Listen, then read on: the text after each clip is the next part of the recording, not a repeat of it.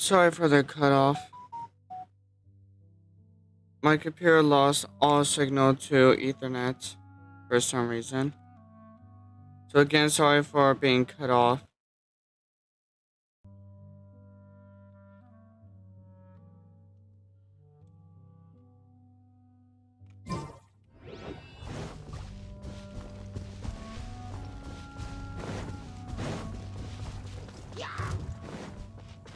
Yeah, I don't care about you.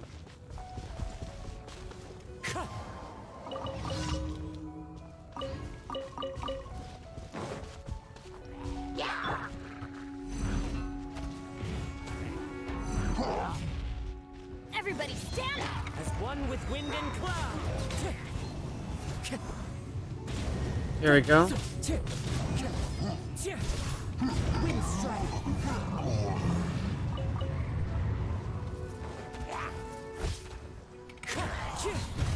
That was your downfall, giving me the pyro swirl. Was that your attempt at hitting me?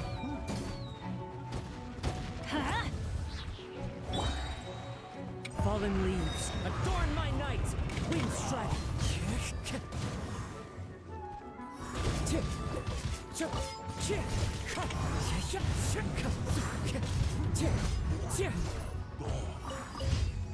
There we go.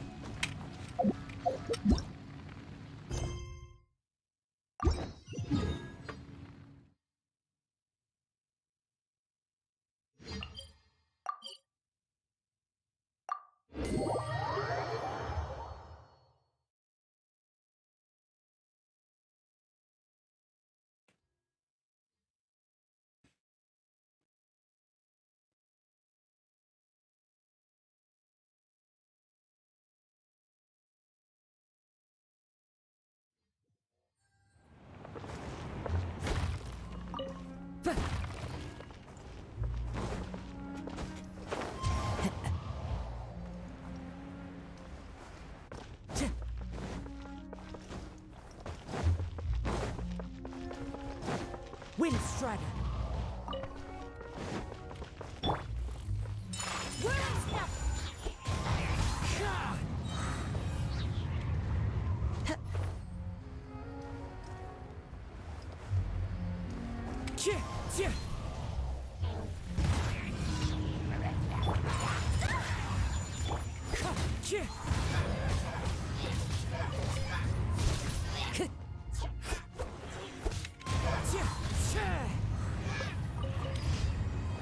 There we go.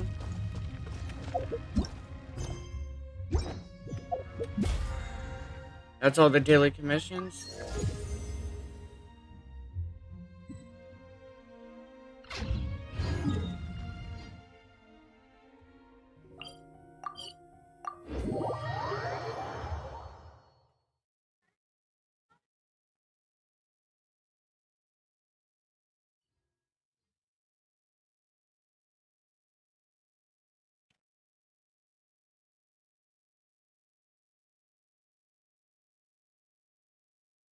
There are leaves around.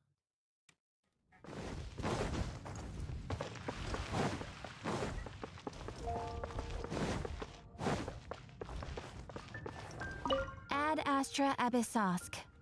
Ad Astra Episode. Thank you for completing today's commissions. Here is your reward. You're very much welcome. Now to go over. Oh wait. Oh nice. Craft. What's up, Wagner?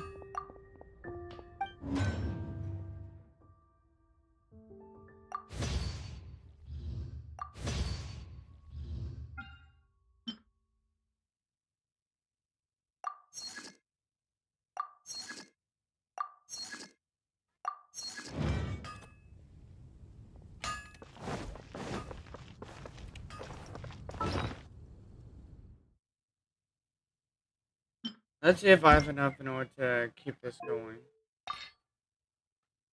No, only enough to get it to 4 higher levels, I guess. Come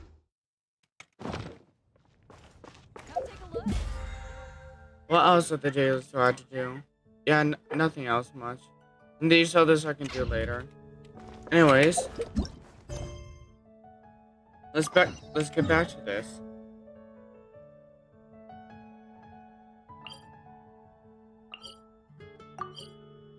To the Denjo Statue of the Seven.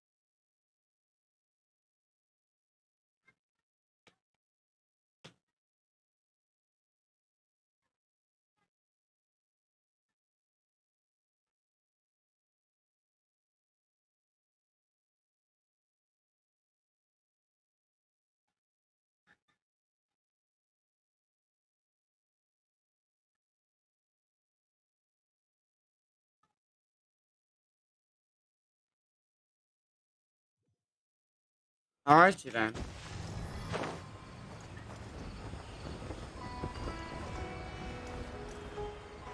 Oh yeah, I forgot these Denjo zip lines are a thing.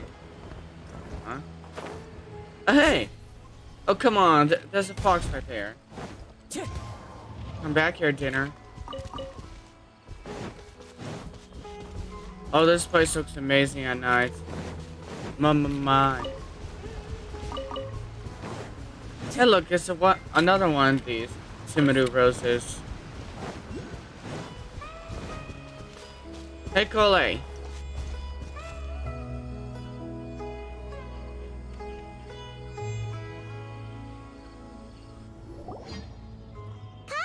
We're back! What's up? Welcome back! You must be tired after all that climbing. Not really. I brought some fruit and water for us. Oh, nice. I know Paimon would love it. What kind of goodies did you bring? Paimon, some restraint, please. Hey, don't be a party pooper. It's not like Kale is a stranger or anything. Besides, the best way to compliment a chef is to show passion for their food. Xiangling taught Paimon that. That's not the problem here. You're just a glutton. I prepared a nice portable dish that forest rangers like to eat called pita pockets. A I hope what? you'll like them. Whoops! Ah, no, you dropped it on the ground! Not to worry. I wrapped a few layers of oiled paper around each pita. They should be fine. Oiled paper? Oh, whew. Paimon nearly had a heart attack there.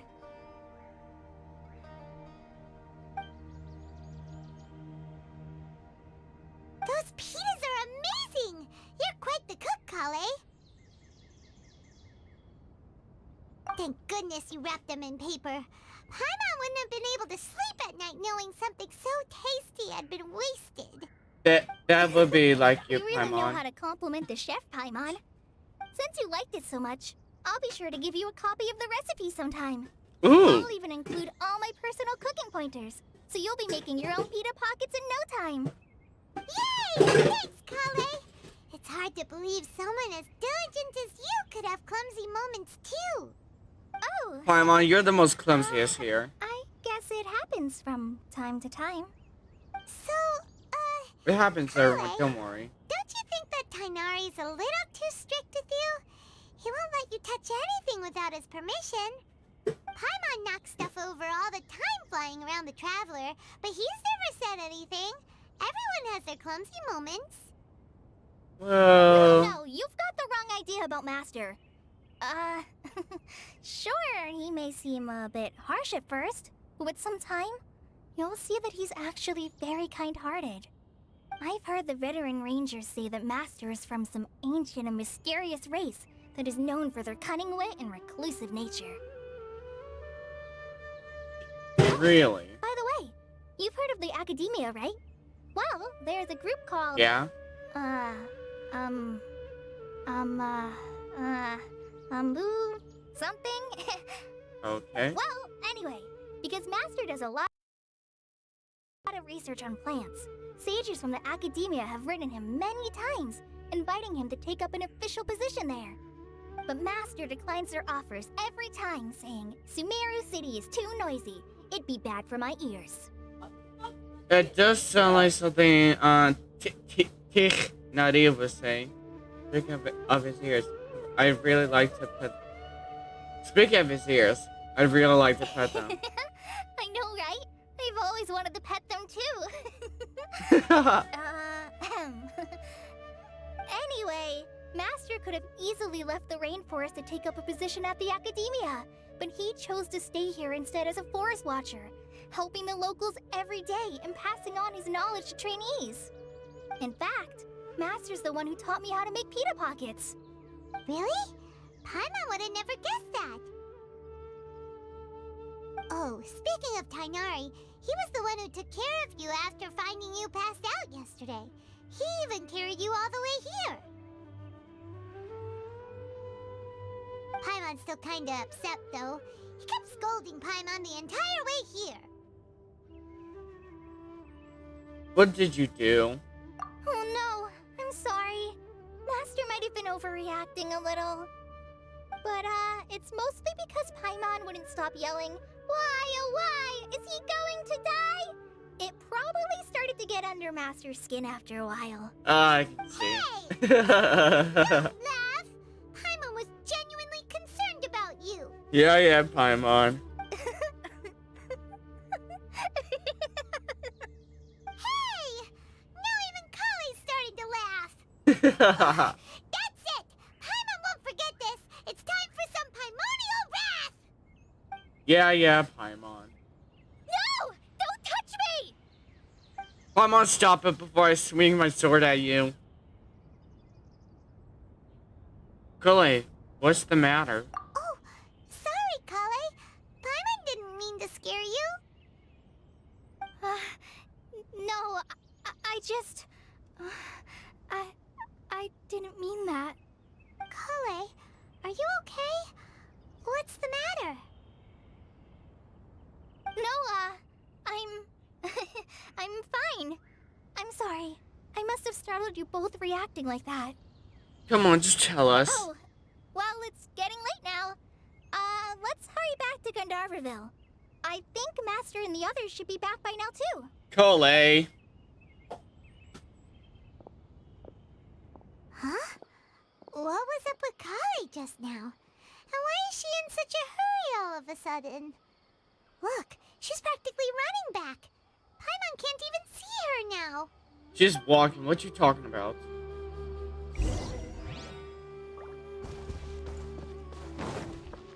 Well, let's chase after her.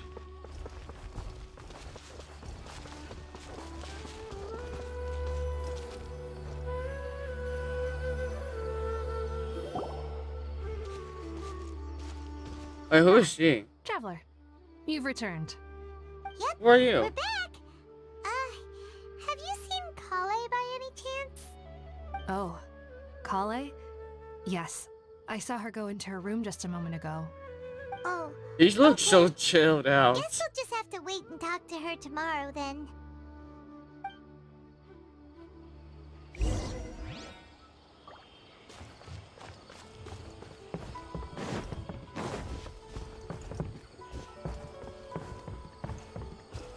Wait until 8 o'clock the following day.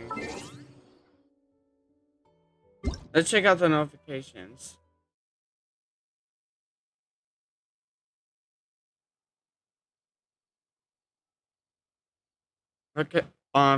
Rakashava mushrooms. Whatever that is. Oh, come on, don't do this to me.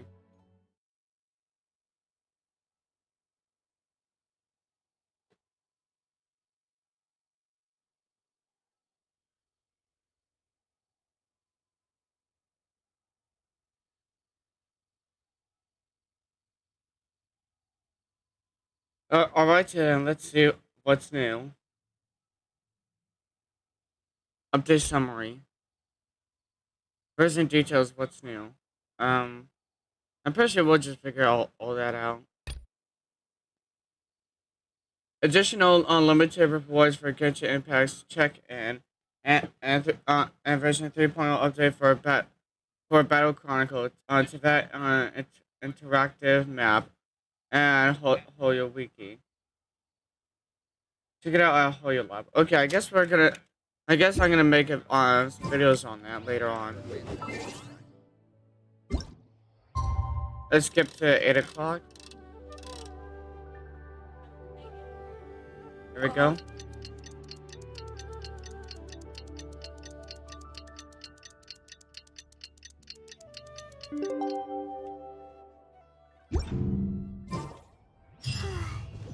Paimon was thinking all night about what happened with Kale, and still can't figure out what the problem might be. Maybe she's in a better mood now. Let's go check on her.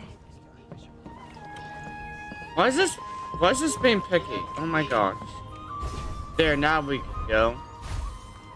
Oh look, there's Teak Nutty. Ah, it's you two. What's I up? was just about to go look for you. Huh? Tainari? What are you doing here? Where's Kale? I came to check on Kale's condition. To put it simply, she's not well. What? You What mean she's happened? sick? How could she be... Oh, wait a minute. Could it be because of what Paimon did yesterday? No, What? no need to worry. Something as small as you could never harm her. This sickness is something that Kale has been dealing with for some time. Kale has been more excited than usual since you two arrived. A little too much so, to be honest. She hasn't remembered to take care of herself. What do you mean I by that? suppose it's understandable, though.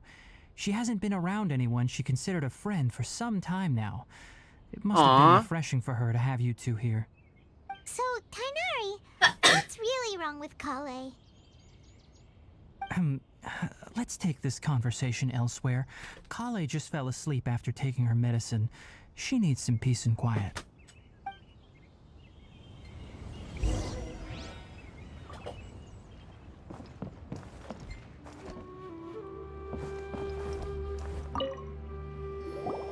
Shh! Kale's asleep. Let's come back once she's feeling better. Alright, fine. Unless she looks so cute when she's sleeping.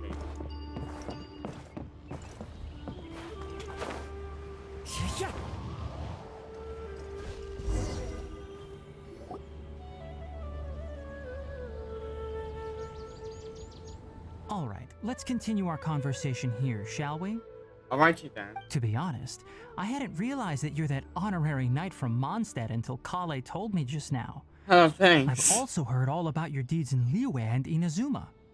So, just to clarify, what I'm about to tell you about Kale is not because of who you are or your past feats. Really? Instead, I am going to tell you because, Yeah? well, because Kale asked me to. And honestly speaking, I was against Kale revealing her past to you. But she insisted, saying you two treated her with sincerity and as a friend. So now she wishes to reciprocate the gesture. Really? So, Tainari, what exactly is wrong with Kale? You said this is something she's been dealing with for some time. Just how serious is it? Right. Ever since she was a child, she's been afflicted with a disease called Elazar. What? Elazar? Yes, it's a disease unique to the lands of Sumeru. It is characterized by dark and hardened scales that form on the body. At What? first, the afflicted may only feel mild numbness on the affected area of the skin. However, as the disease progresses, one may begin feeling fatigued and even experience peripheral paresthesia. In its final stages, the disease strips a person of the ability to control their own body, and they effectively become completely immobile. That sounds Oh, terrifying. no. They'll lose all control over their body? Wait, hold on. So when Kale seemed to be acting a little clumsy earlier, it was because... Correct. That would be the effects of Elazar, which is precisely why I do not want her carrying or holding anything, lest she ends up hurting herself. So, is there any cure for Elazar? With appropriate treatment, the disease can be effectively controlled before it progresses to a more serious stage. However, there is unfortunately still no true cure for Elazar. What? Nevertheless, Kale's mother still hoped that there was something out there. She handed Kale over to an organization known as the Fatui after one of their members lied. What? And said they had a cure. What? The Fatui? Ah, it appears you are already familiar with them.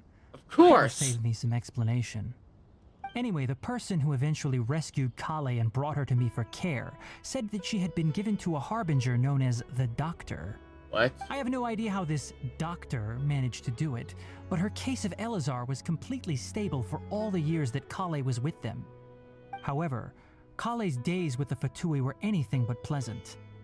Kale is a resilient individual and always tries to appear cheerful, but her experience with the Fatui has left deep scars. Even now, she can still feel deathly afraid of someone touching her. Oh, Oh. Paimon had no idea Kale's been through so much suffering. Oh, Paimon. by the way, Paimon, Kale wanted me to tell you that she's sorry for scaring you yesterday. She also wanted both of you to know that she's sorry for hiding her illness. She doesn't need to apologize. Yeah. None of this is her fault at all. Exactly. Well said. I hope you'll get a chance to tell her that in person the next time you see her. Maybe the Kale next once time thought she's that it would awake be and we see impossible for her. her to have any real friendships. I trust that you two will never let my trainee experience such emotional pain again. Of course Don't not. worry, Tainari. We'll take good care of her. How's Cole's condition now? Well, it's not too serious at this point. She overexerted herself the last couple of days, which is what led to her breakdown this time. As long as she has taken her medicine and gets plenty of rest, she should get better. Though, I must admit that Kale's condition was much more stable when she first arrived here in Gandharvaville. She was interested in the work of the forest rangers the moment she saw us. I could see that she was serious about learning, so I felt compelled to ask her to join us. Her stamina has gotten much worse recently. Though a moderate amount of physical exercise is always necessary, I'm afraid the long-distance patrols are a little too much for her now. All right, now that I've told you about Kale's past, I think I'll head into the rainforest to find some ingredients needed for her medicine. I'll see you two later. Wait, can we come along? Yeah, we'd like to do something to help Kale too. All right, but I must warn you two. The rainforest is a dangerous place, especially for someone who's still recovering like the traveler. Alright, You must follow gotcha. closely and listen to every instruction. No problemo. Let's go then. We'll be looking for a plant known as lunar lotus. It's often used to help those afflicted with Elazar recover their energy. Hey, Tainari? Where exactly are we going to find this plant? Lunar lotus can be found all over the rainforest, but it often grows right here around Gandharvaville. Given the name, it sounds like we should be looking for it in the water. You are correct. Lunar lotus grows in the water. When fully matured, they look like giant blue flowers floating on the water's surface. Quite an attractive species if you ask me. The large petals are actually the plant's leaves and sepals, which surround a very small flower. You should note that many of the plants found in Sumeru have names that are contrary to their species. Huh? Take the Kalpalata, for example. The plant is not a lotus at all, but rather a vine. And then there's the Sumeru rose, which is not a rose, completely contrary to its name. What the hell would you call those on those that? Okay then. Note to Paimon. Never bring up the topic of flowers with Tainari. So are these even peaches then? On the Zaytun peach? Those are called Zaytun peaches, but are they not peaches? Dendrograna. What's this supposed to do?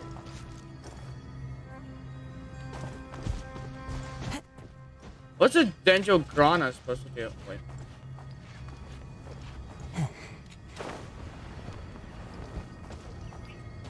Time to go.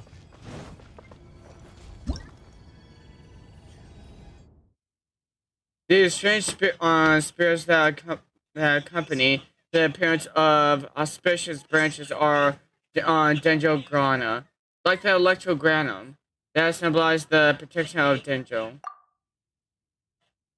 When charged attacks and aim shots hit Dendrograna will attack alongside them. Th- There there are also some objects that will appear throughout your adventures that can only be activated or destroyed using the... Ah, I see. So what I'm supposed to do with this is... Okay, hold up. Hold up, wait a minute.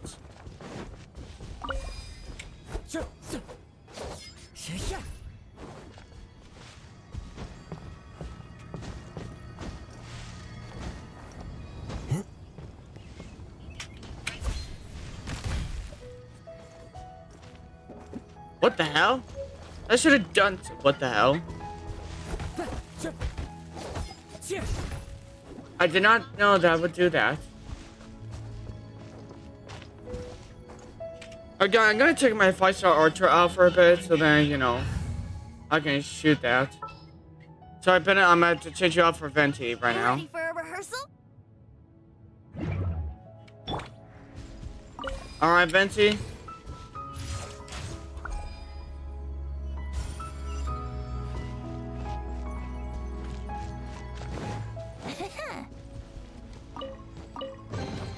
What a find! Yo, that's honestly so That'll cool. just be worth. That's honestly really, really, really cool. I won't hold you back. Much. Ha.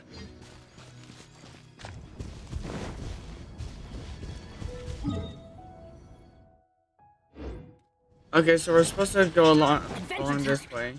Of course, we're gonna see hilly trails out here. Let's go deal with these guys. So rude. Oh!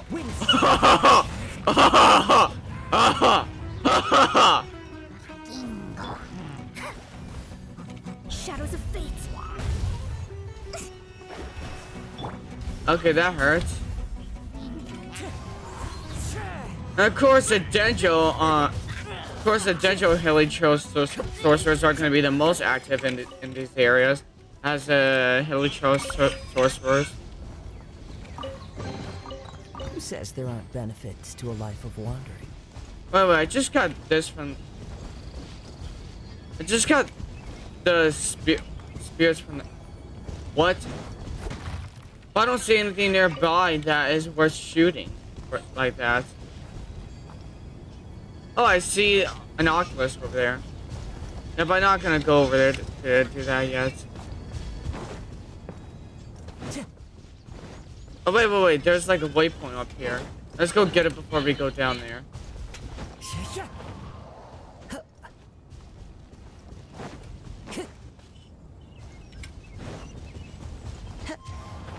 Time to go.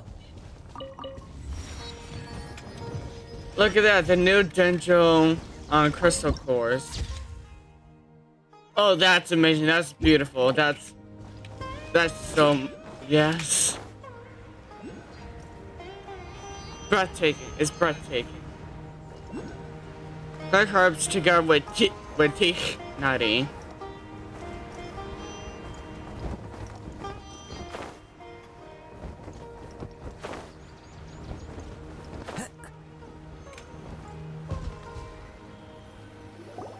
There should be lunar lotuses growing somewhere in this area. Let's split up and begin searching. If you could manage to gather 4 of them, that would be sufficient. We'll rendezvous here once you've gathered the needed amount. Alrighty then.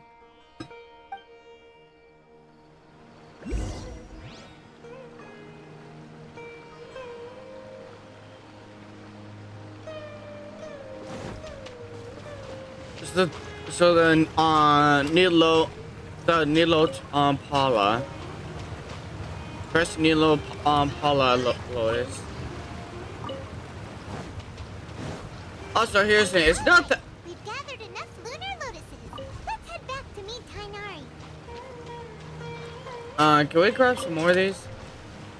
Because these could just be future, you know, they could be future essential materials that I should be collecting. Hey, Tainari! We found the lotuses you requested. Plus, here's a great question. It's not the fact that that these plants are given names that directly don't actually signify what the plants actually are. It's just that y'all are better at examining these plants before naming them. Let me take a look. Good, very good. These are all excellent quality. I'm quite glad you two came along. Your exploration experience helped save me a lot of time here. It seems we even have enough time to stock up on some other things I need. Hey, Tainari!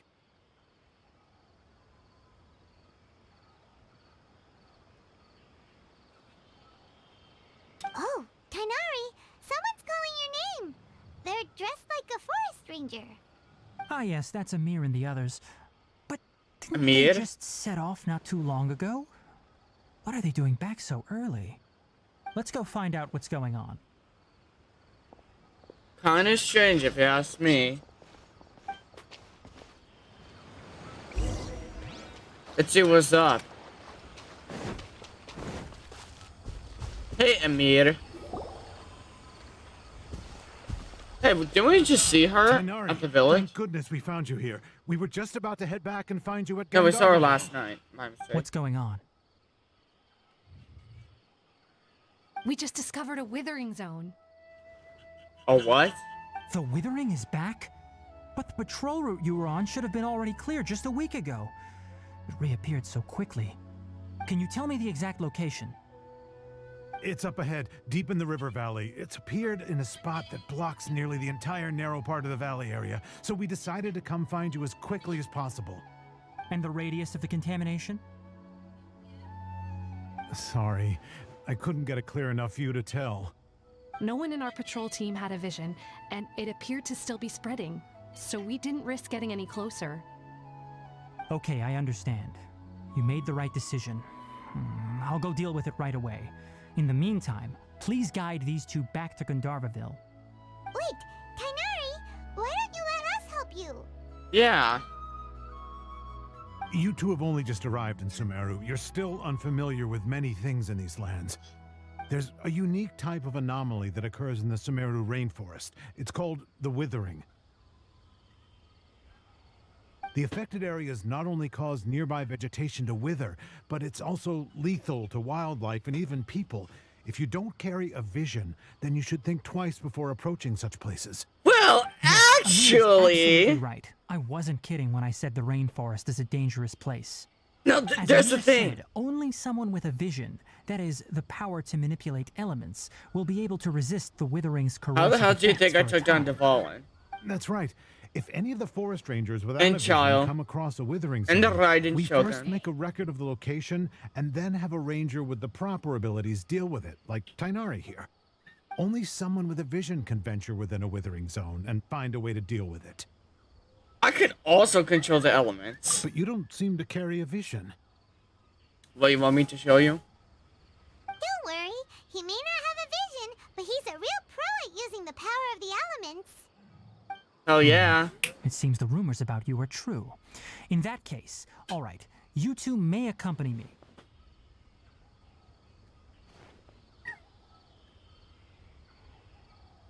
We typically only teach visitors how to identify the Withering as they're about to leave Gandharvaville. We'll make an exception today and show you what it looks like up close. Alrighty then.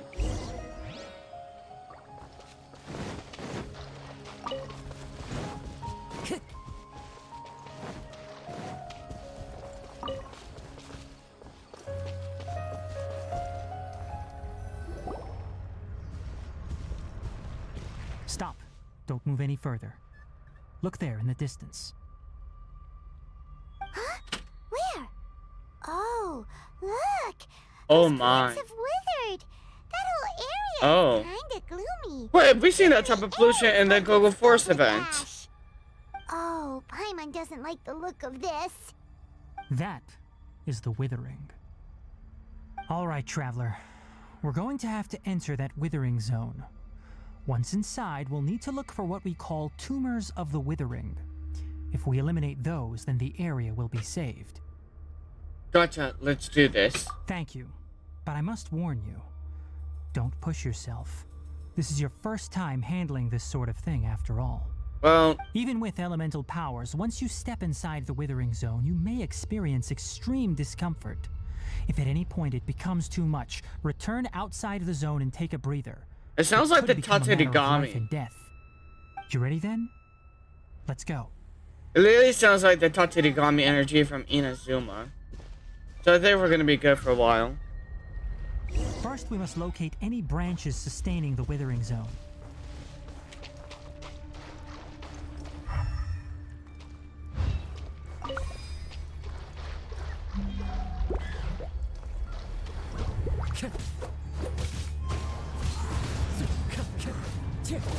Wait, I've seen these type of monsters down in the chasm.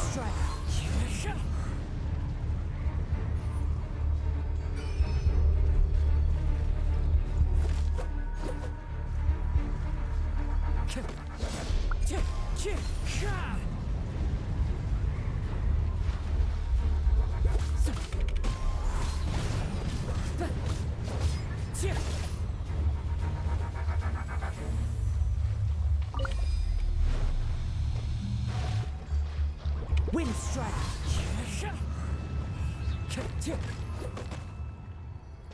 There's your grandma that. Oh. Okay, I see. Yeah, charge attacks.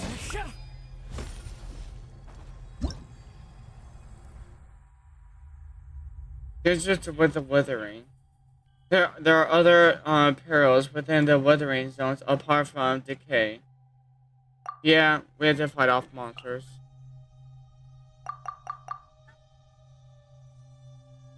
Wait, what? Depending on how much decay you have accumulated, all your party members will have their all elemental resistance, physical resistance, and max HP decrease. These stats will decrease more in accordance with the amount of decay occurred. Oh my.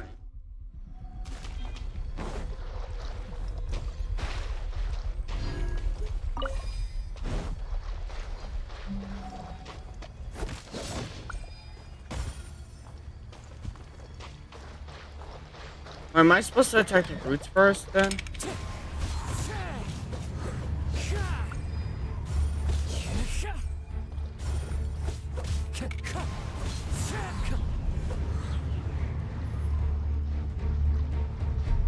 Let me go get this back.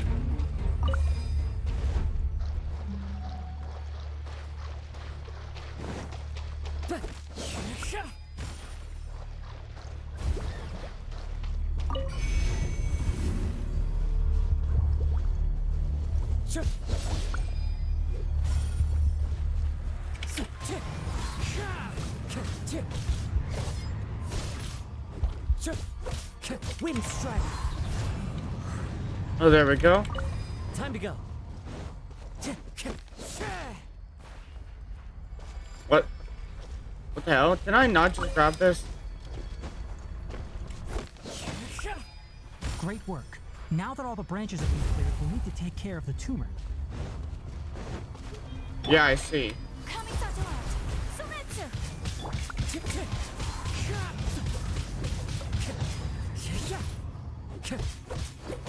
I see. This is not one easy monster to take out. Now, destroy the tumors of the withering. Yeah, if I had some more of those things.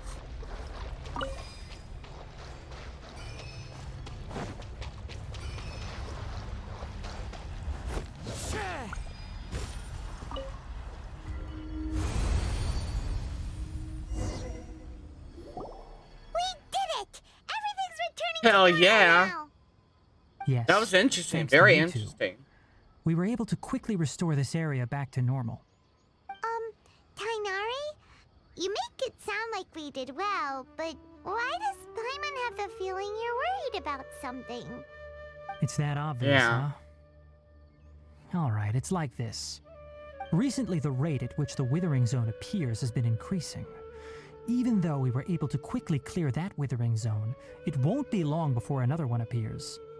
If that simply meant more work for me, then that wouldn't be an issue. But it's far more severe than that. The Withering is leaving lasting effects on the rainforest itself. Is there a way to For get rid of instance, it? even though we cleared out the completely? Withering Zone, many of the plants that were affected will not recover. This presents a What? crisis for the ecosystem itself. Many plants in the rainforest are already in decline, directly impacting the wildlife that depends on those plants. Oh And no. most disturbingly, as the appearances of Withering Zones have started to increase, Kale's case of Elazar has also become more serious. Huh? Well, why's that? I'm still not sure of the exact reason. However, I've received word from acquaintances at the academia that similar cases are being reported for patients with other conditions. Is there no way to permanently get rid of the withering? No, none that we know of. The Withering has been recorded in Sumeru for millennia. It's said that it originates from the depths of the world. By What? the way, have you heard of Irminsul before? I think I've heard it. I think I've heard it somewhere before. Irminsul is a tree located deep beneath the surface. Although it isn't like any tree we know in a biological sense, you can basically think of it as a large tree that grows downwards rather than upwards. I'm sure you've heard of ley lines, right? They're like Yeah. the roots of Irminsul, spreading and extending from a massive cavern deep underground all the way up to the surface. Oh. Spreading and extending. A massive cavern.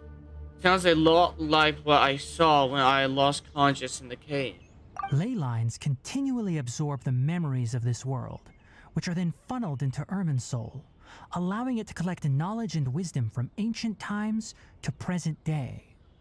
The Dendro Archon is known as the God of Wisdom because her consciousness is directly connected to it.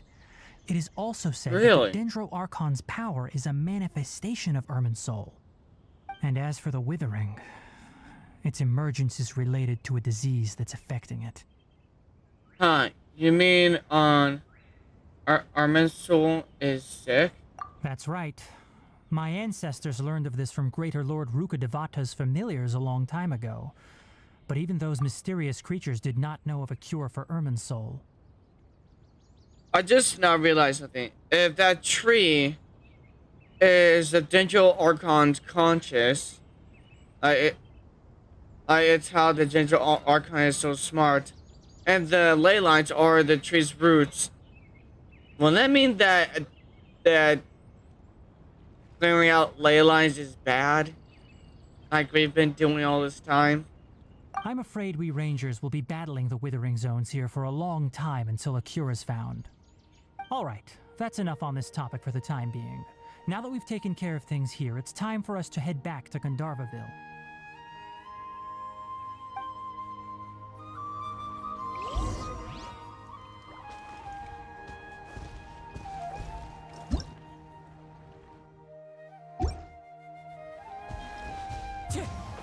The chasm makes you feel bad about I basically meeting when Aether meets his sister for the first time in his adventure in Tibet. You then feel bad for attacking the Fatui, because you know they're actually your people. And then in the chasm you feel bad for attacking Helitrolls because of their lore. And now this for clearing out ley lines when it's connected to a tree that's holding the Dendro Archon's conscious? Genshin Impact, are you trying to make us feel bad for everything we've been doing from the beginning of the game? Time to go. What are you doing to us? You're giving You're giving us all guilty consciences. We will not talk about that girl we just killed. That I just killed.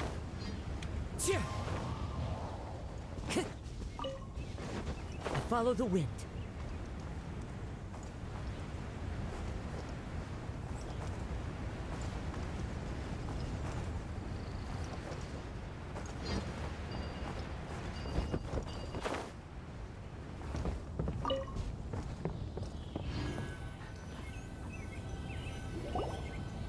Oh, Tainari, you all made it back.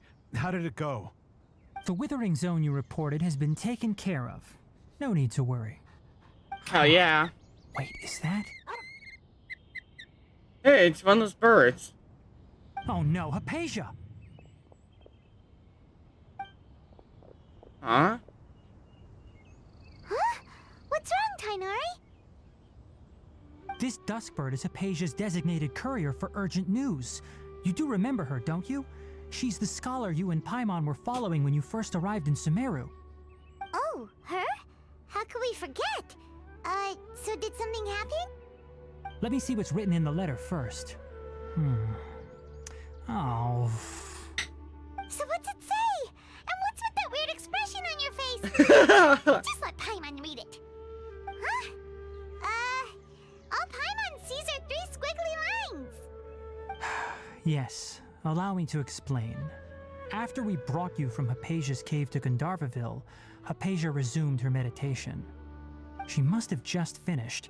It's been nearly 3 days since she's had anything to eat, and it appears she's forgotten to prepare some rations. This letter is her asking us for help. We need to go. Oh, come on. You mean she's been sitting there for 3 days? Hey, wait, how did you know all that from just a few lines on the paper? Well, obviously because this has happened before.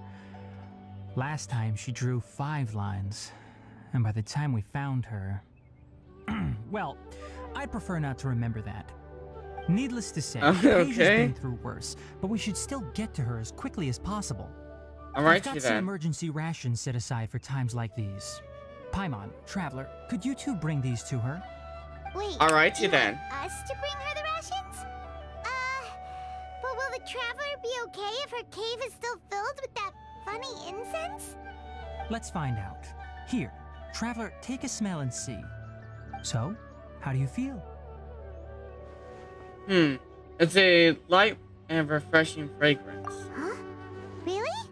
You're not feeling even a little drowsy? Nope. But wait, how'd you know that he'd be okay this time, Tainari? Back when we were clearing the Withering Zone, I observed that he could adeptly manipulate the Dendro element. I knew then that he would be fine. And if I may ask, when I was telling you two about Irminsol's ley lines, was what I described similar at all to what you saw while you were unconscious? What I saw weren't hallucinations, were they? That's correct. Those weren't hallucinations at all. Though I don't intend to apologize for deceiving you. Because what you saw is of significant importance. Not just for the nation of Sumeru, but the entire world of Tevat. My forefathers were shown much favor by Greater Lord Rukkhadevata. We took an oath to protect this nation together with her. Now that that duty has fallen to me, it was part of my responsibilities to ascertain whether you could be entrusted with the fate of Sumeru. Now, after seeing you in action with my own eyes, you have earned my confidence, and I no longer feel the need to hide any secrets from you. Alrighty then. So what exactly was it that I saw? When you passed out, your consciousness had connected directly with Irminsul. What you witnessed were actually real memories contained within Irminsul itself. I could try to tell you more, but it would be better if you went to ask Hypatia instead. Her focus on meditation and use of Spirit Borneol are aimed at establishing a connection with Irminsul, just as you did. That sounds nice and all, but will she really help us? Seriously, she completely ignored us the last time we tried talking to her. That was because when you ran into her, she was in a special phase of her training. During that time, she must avoid communicating with others. Please, wait here for a moment.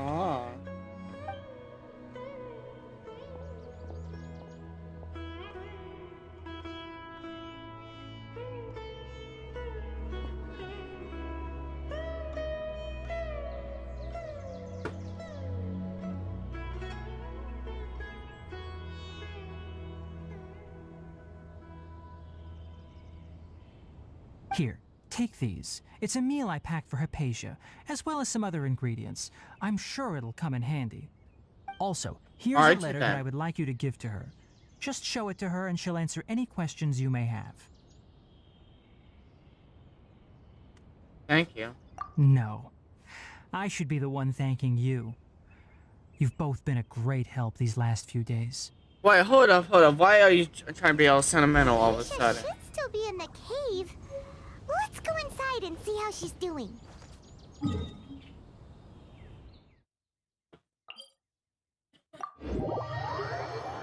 Alrighty then, let's go.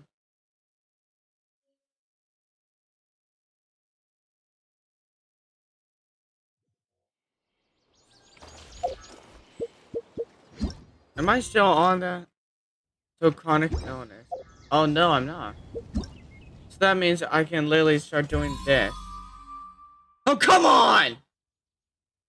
And pour on Ormos Sumeru, there is a shop named Akata Crafts. One can hear that.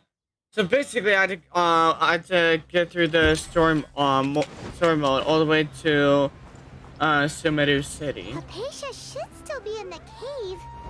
Let's go inside and see how she's doing. Oh god, that waterfall is so beautiful.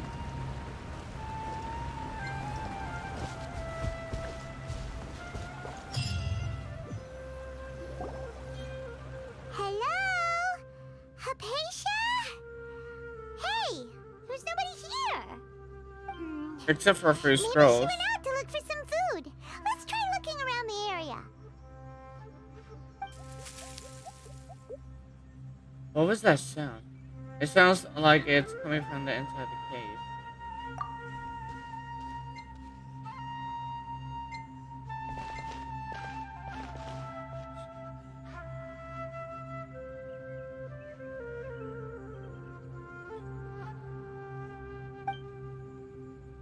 It's Hypatia. Is she okay? What's that?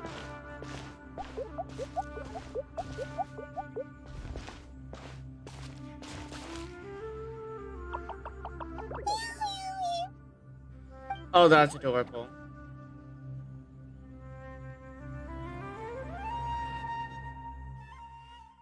What happened to us this time?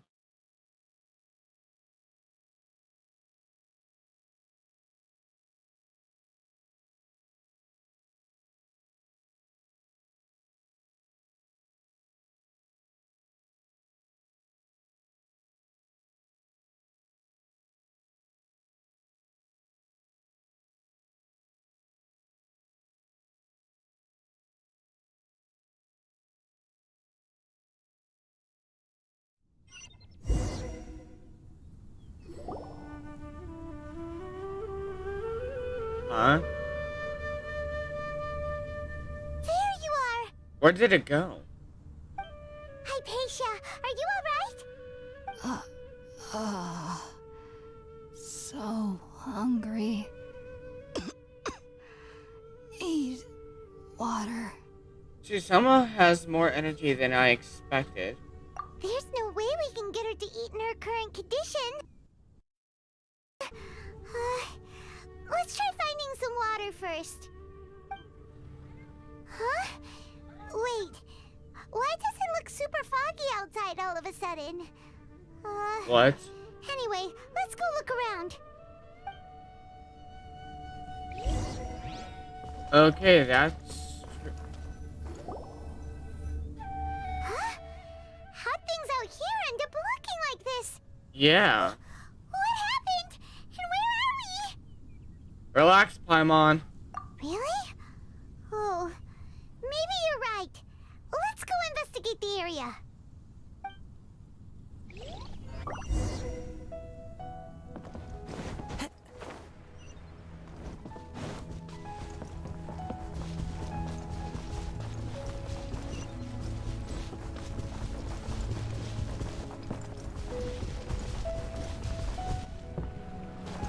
Wow, this place is huge. And amazing. Paimon knew there's something off about that cave. Let's think of a way to get over there and have a closer look. I have no idea what these things are, but I'm gonna take them down.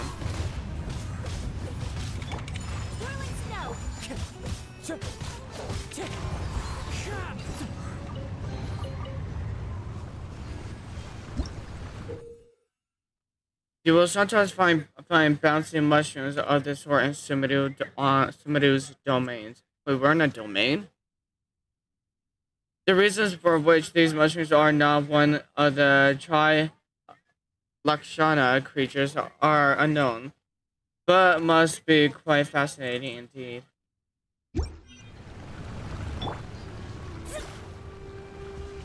Delve into destiny. Let's light it up. Oh. Oh.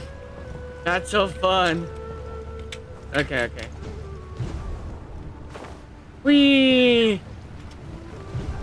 Whee! Oh, cool! Floating platform.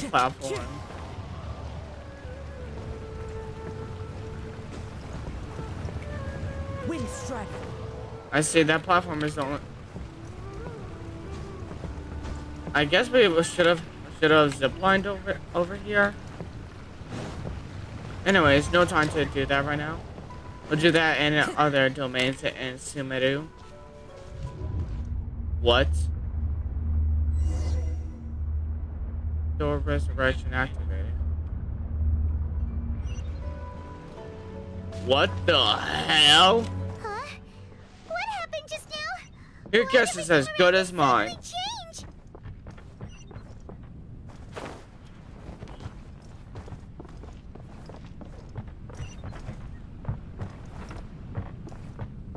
Good, I'm looking around. There's always some mysterious stuff to pick up or destroy in order to collect on items. What?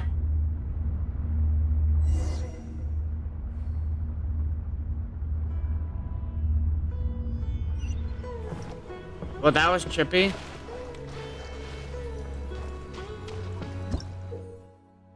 You will sometimes find Primeval Rosen and sealed paths that correspond to them within domains in Sumeru. Collect 3 Primeval Rosens within these domains to unlock the corresponding path.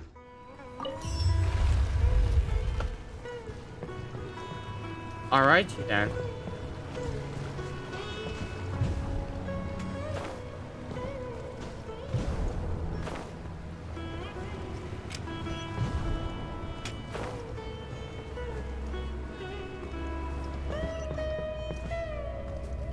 This place is amazing. Honestly, Sumeru domains don't even look like domains. Like they don't even look like the, you know, ordinary, stereotypical domain. This is amazing.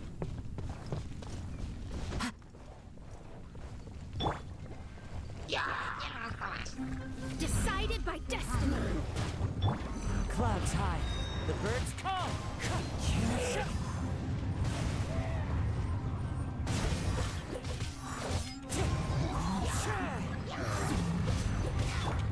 Take flight.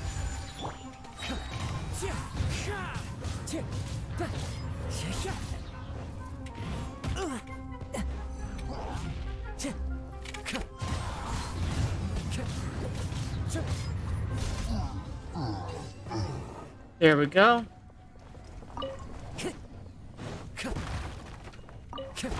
Nice meat. Oh, nice, an exquisite chest. What the hell are those? Teachings of inequity. Is that what Aether needs? No, teaching of admonition. But still, what would we be able to call those?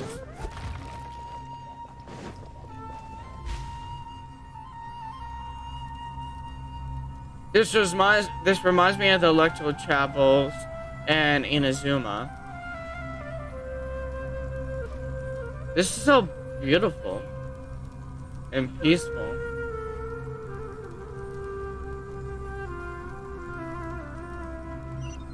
Duh!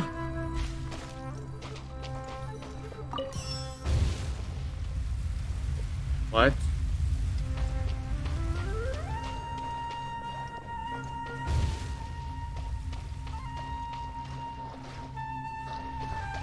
Wait, are we supposed to go up these? Nope. Major mistake.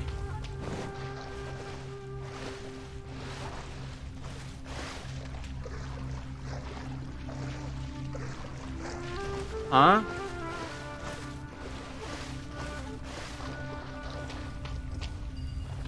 Oh, I see. I'm stupid. I didn't look at the T if it was, you know, activated.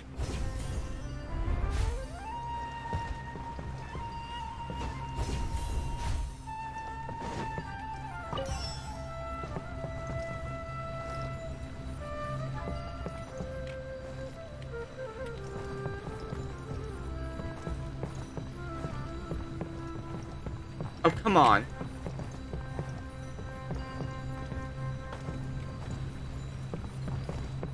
Why is it so hard to activate that? Hey. Okay, I'm just gonna spam T. Why the hell can... There we go. Finally.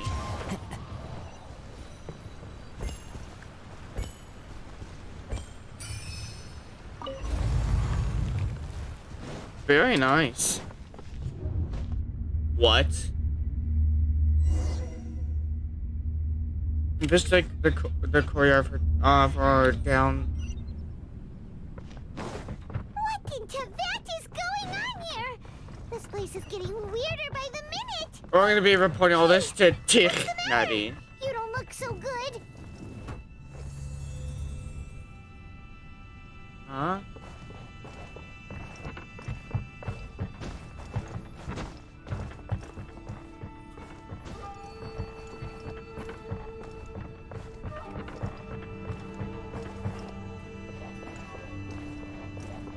Oh. Huh? Time to go.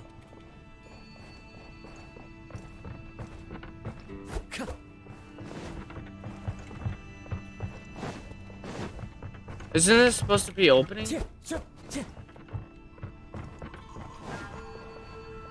Time to go. Oh wait, I see.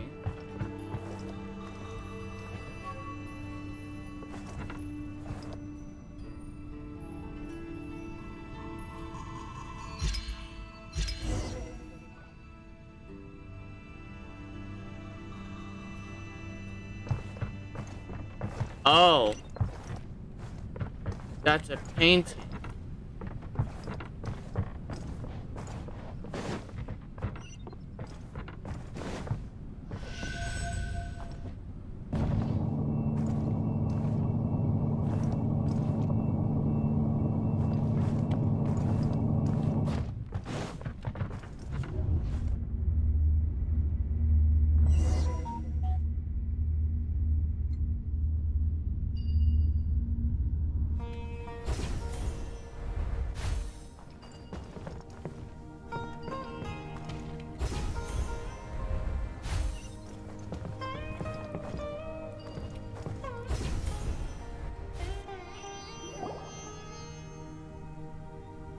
Okay, what is that?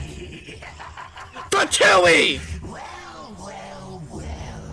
Looks like we meet again, traveler. What are you doing here, Abyss Herald? The Abyss Herald! What are you planning to do in this strange place?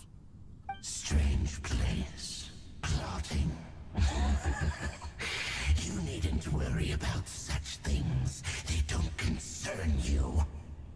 But not Fatui, my mistake. It's an Abyss Herald. Bow before the abyss. Yeah, let me say no to that. Unthinkable!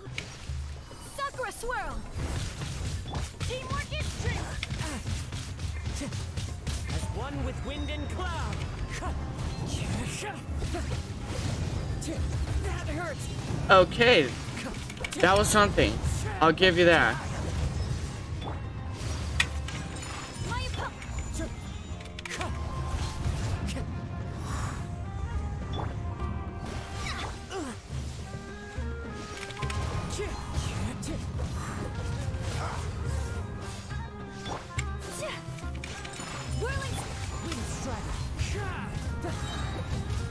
Fallen leaves. Adorn my...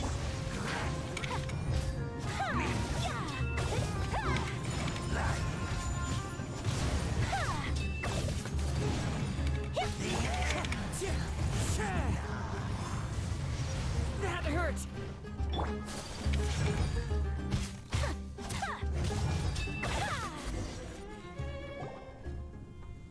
Huh? Why can't we beat this guy? Oh, Paimon doesn't get it! We faced others like him before! What's wrong this time? Traveler, though you may have managed to avert countless crises before, your good fortune was bound to end sooner or later. It's What? time you realize how weak and powerless you really are.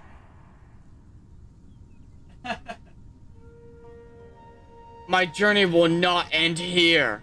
Your sister. Oh, pitiful traveler. Are you really so ignorant? Or are you just living in complete denial? Her Highness has long since forsaken you. Your meager existence in her eyes is that of an annoying bug, only to be stepped upon. You're wrong. The bonds of love and family which drive you to find your sibling are utterly gone. Your journey is meaningless. But don't you fret now. Today will be your last. Now die! Yeah, let's see about that.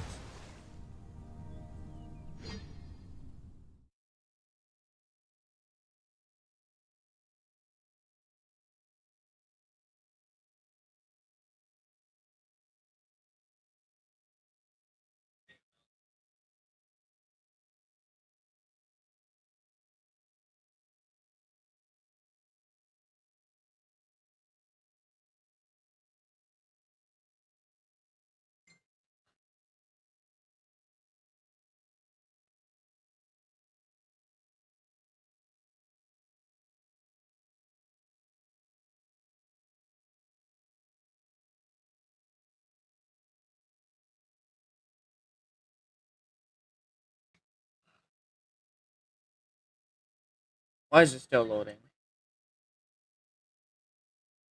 Excuse me.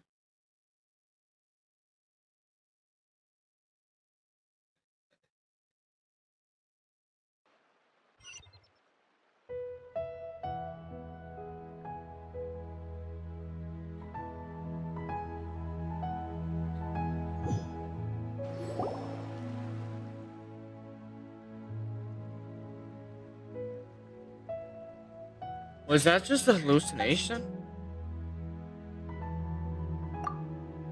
Was all that just now? What was all that just now? Strange. It feels like I was just dreaming. For a moment there, it feels like I was dreaming for a moment there. But I can't remember what I saw. What do we do? We haven't seen Hypatia anywhere out here. Oh, there she is! Quick, let's see how she's doing. Ah, so sweet. Well, the good news is that she's still conscious. Hey, why'd you drop her food on the floor like that? Sorry, I kind of zoned out for a second there. Sorry, seeing on Hypatia must have given me a shock. Are you okay? That's really not like you. Anyways, we can talk about this later. We better make sure she's alright first.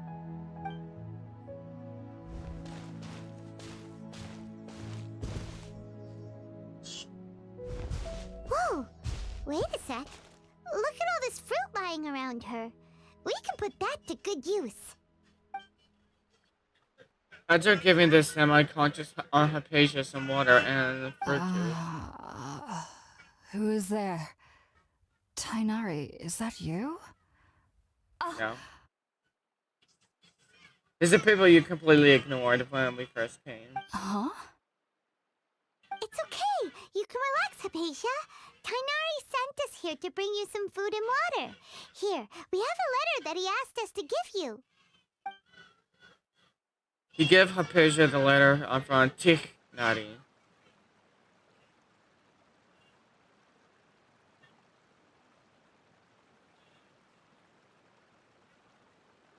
I see. So, you're friends of Tainari. I apologize for all the trouble I've caused you. I'm grateful that you came so quickly to save me. You even brought all this fruit. Well, actually, we didn't bring the fruit. It was already here when we arrived. And I know why. About that, actually. When we found you here, there was all this fruit lying around and even some juice dripping from your lips. How did you end up like this anyway? Oh, really? I seem to understand now. All the fruit was likely from my, neighbor. Must have come by and saw me like this. Your neighbor? You mean there's someone else living nearby? Kind of like a cabbage. Oh? So you're able to see them too? Tell Hypatia and Paimon everything that happened after entering the cave. Wait, hold on a second, Traveler. You say that before we arrived, you saw some mysterious creature and suddenly had a strange dream? Isn't that a little too crazy to believe? No. No, I actually do believe what the Traveler is saying. I myself had a similar experience once before and ended up scaring my timid little neighbor here. You needn't worry. They mean you no harm. They only dragged you into the dream because they hoped to buy themselves a little time in order to scurry away. So, Hypatia, just what kind of creature is your neighbor exactly? I'm not sure what it's called, to be honest. But I do know that they have some sort of deeper connection with the Dendro Archon. I know this because the first time I saw them was also the exact day my consciousness was able to form a connection with Irminsul. Even after I opened my eyes and stopped meditating, my heart was still pounding, and my mind was racing with all the knowledge that I had touched. And at that very moment, I suddenly noticed a small figure at the opening of the cave. In my curiosity, I began to walk over to the creature. They must have already been used to me living in the cave, because they didn't seem to mind me approaching them. They just kept doing whatever they were up to. It wasn't until I crouched down next to them that they suddenly realized that I could see them. Oh! And then? And then I had a dream. By the time I came to, they were nowhere to be seen. I was convinced they'd never show up again. But sure enough, I saw them nearby a few days later. And they weren't alone. I feel like they aren't as afraid of me as the first time I approached them. But I never would have expected them to save me. Hold on, I'm gonna go AFK for a second.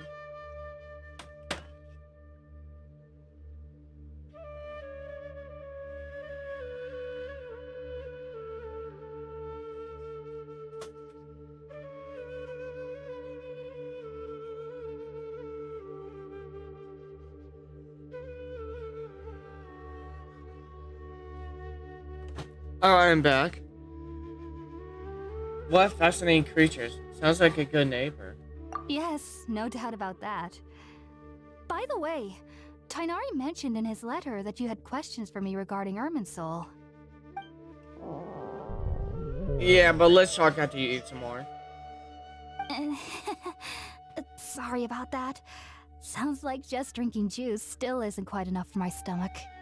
Well, if somebody hadn't dropped the food earlier... Shut it, Paimon! Looks like we'll need to prepare something ourselves. Besides, Hey, I can do that. Paimon's getting hungry too. Let's eat first and talk about Irminsul later. Alright, we're up, Traveler. there. Today's menu will feature sweet madame and a radish veggie soup. It's been a while I since love I've them, made radish Asia. veggie soup. They're our specialties after all. Sounds good. I've never tried any dishes from other nations before. I certainly look forward to it. It's been so long since I've had a decent meal, too. To be honest, the last time had to be when Tainari came to visit.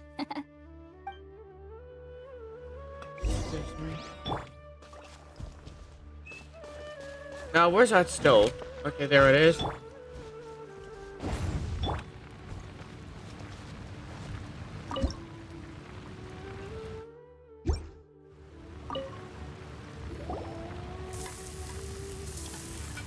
You cook up some dishes over the fire. All done. Let's use the empty box that Tainari gave us since we already washed it. Oh, it smells amazing. And the box is a nice touch, too. Alright, Let's go serve this up and start eating with Hypatia. Hell yeah. Hey, Hypatia. We got you some nice, good, delectable treats to give you. But first, let's check this out. Okay. Can we collect these? I guess not. Are you already finished cooking? Oh yeah. Smells delectable. I'm truly thankful whenever I can enjoy a proper meal like this. Cooking really isn't my forte.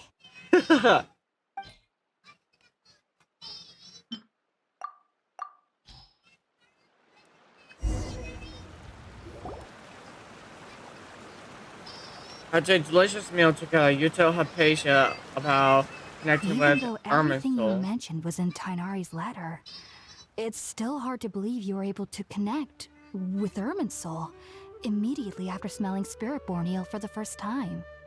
It took me nearly 3 years before I could do so.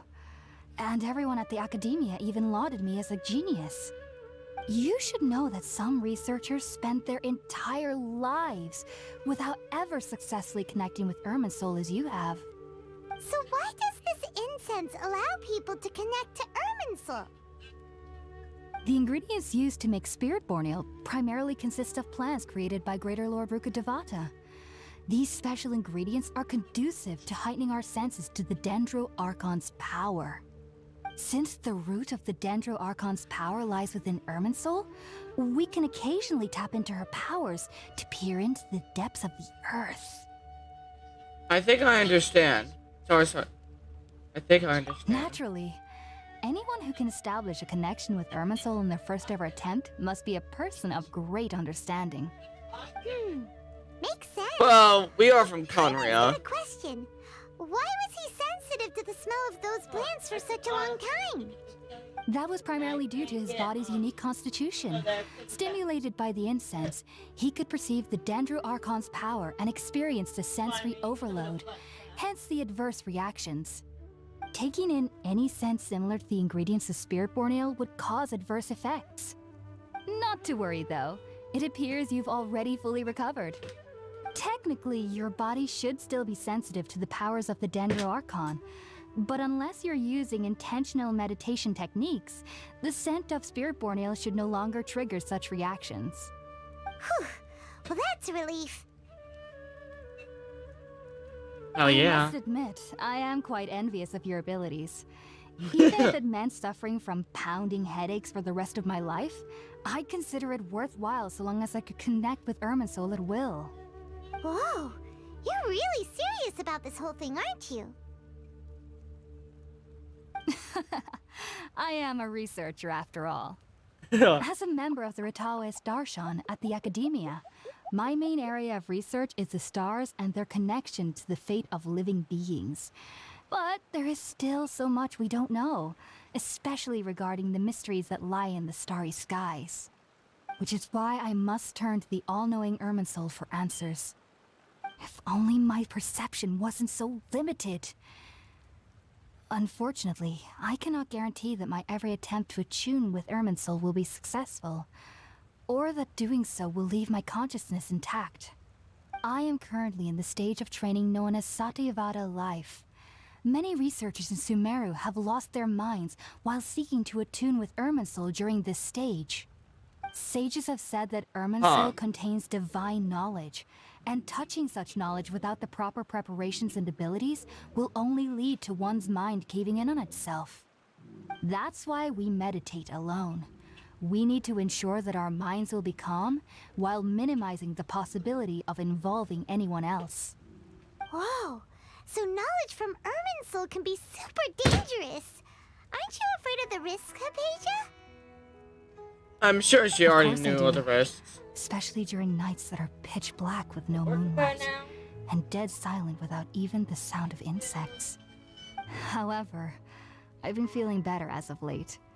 I don't get as scared anymore knowing that I have a little neighbor living nearby. I believe that being able to see them is a sort of blessing from the Dendro Archon. Aw. But what's strangest of all is that they're clearly an envoy of the God of Wisdom herself. And they have the curious power to make people dream. What's so strange about that? It doesn't sound so out of place for a divine being, does it? Well, it's strange because nearly nobody in Sumeru can ever dream. Huh. What? Is that true? Yes, well, to an extent. Only children can dream in Sumeru. Adults, however, never do. The sages say that That's wisdom sad. implies rationality, but that which occurs in dreams is often neither rational nor logical. Reminds me of the dream I saw from the Aranara. It was big, chaotic mess. Yes, if one struggles with anxieties, those emotions could influence their dreams. The fact that the people of Sumeru do not have dreams is seen as a blessing by the sages.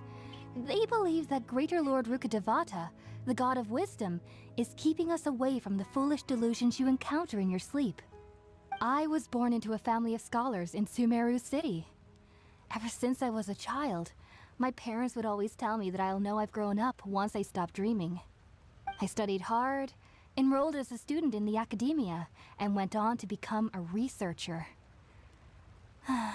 Sure enough, I never dreamed again. But then, on the day I scared the little Aranara, I suddenly saw a dream again. It was incredible. Though I don't exactly remember what I saw, I clearly recall the feeling. I suddenly felt like I was a child again. Back then, I was foolish and ignorant as any youth would be, but I was free of fear. Maybe dreaming isn't as bad as we've made it out to be. Just be sure not to speak of this if you travel to Sumeru City. No, it's all good. They'll look at you as if you've lost your mind. So, do you have any thoughts about the things he saw when he connected with Irminsul? Sorry. I'm afraid I don't have any answers as of now. All I can say is that what you saw is a memory contained within Irminsul itself. World forget me. What could that possibly mean? If only I could ascend past Satyavada life and begin Paripurna life. I might have some more answers for you. If you two are ever in the area again, please be sure to come and see me. Thanks, Hypatia. We wish you luck in your endeavors. There's no need to be thanking me. You two are my saviors. Besides, I'm already looking forward to tasting some more of your cooking. Aww. We continue chatting before settling down for a good night's rest.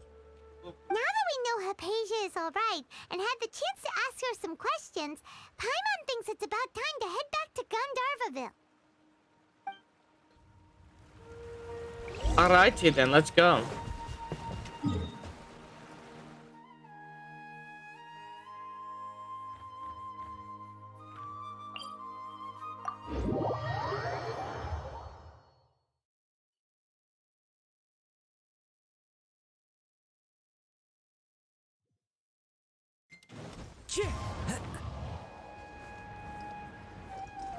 Oh yeah, my mistake. I forgot. All statues of the sevens always give you the maximum HP as long as you have one of them on that option.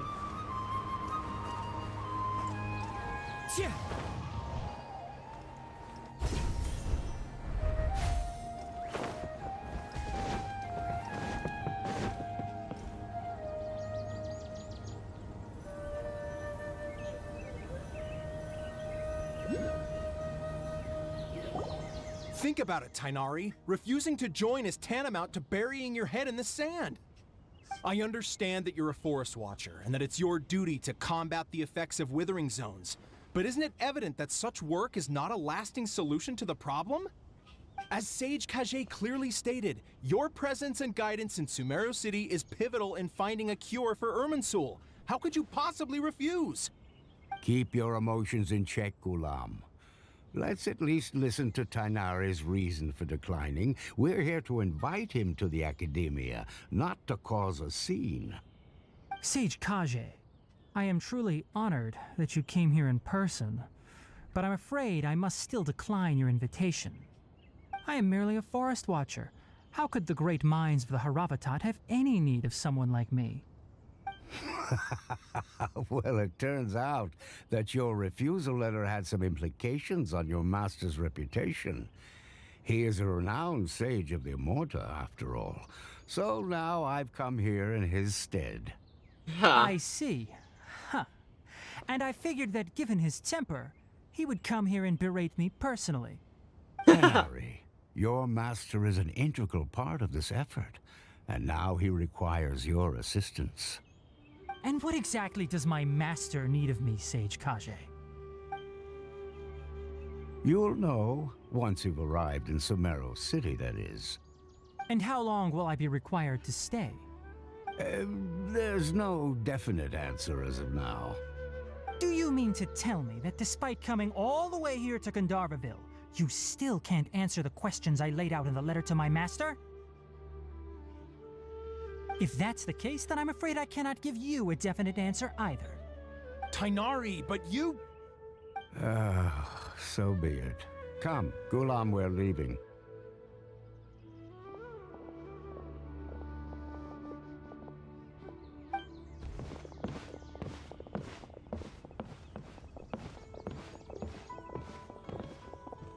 Okay.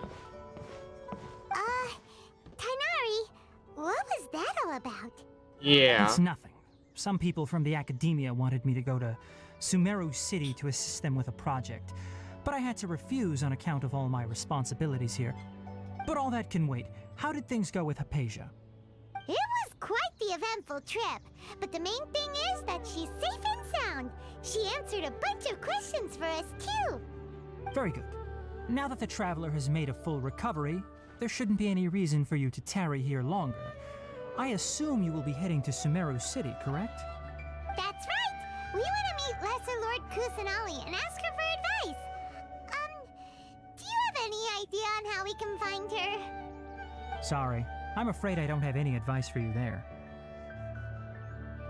Well, do you at least know anyone we can try asking in Sumeru City? Let me think. My trips to Sumeru City have been fairly short, and most of my acquaintances are researchers. How about this? I'll write you a letter of introduction that you can give to a researcher I know. He's from the Immorta Darshan and is adept at gathering information. Asking him might prove worthwhile. Also, when you enter Sumeru City, you'll probably end up receiving something like this item here. I'm not sure if it will ever come in handy for you, but maybe you can give it a try. Oh? What is it? Yeah. It's called an Akasha Terminal. It's a tool produced by the Academia that utilizes the legacy of Greater Lord Rukkhadevata. Some say that this very item is the basis of Sumeru's reputation as the City of Wisdom. Needless to say, this device and its usage fall under the Academia's expertise, so I'll leave it to them to show you how to use it. Really? Great. Next up, Sumeru City! We need to say goodbye to Kole. But wait, before that... That's right! Tainari, we have something important to say to Kale before we leave. Is she doing better now? Hopefully. Yes, she's doing much better. Yes. After being confined to her bed all this time, I thought a little walk would do her some good. Last I saw her, she was taking the path towards the North Crossing. She knew you two would be leaving soon, so she must have wanted to see you off. Aww. Thanks, Tainari. All right, let's go. Farewell, and good luck to you both. Time to go. I have to grab a drink with playmate.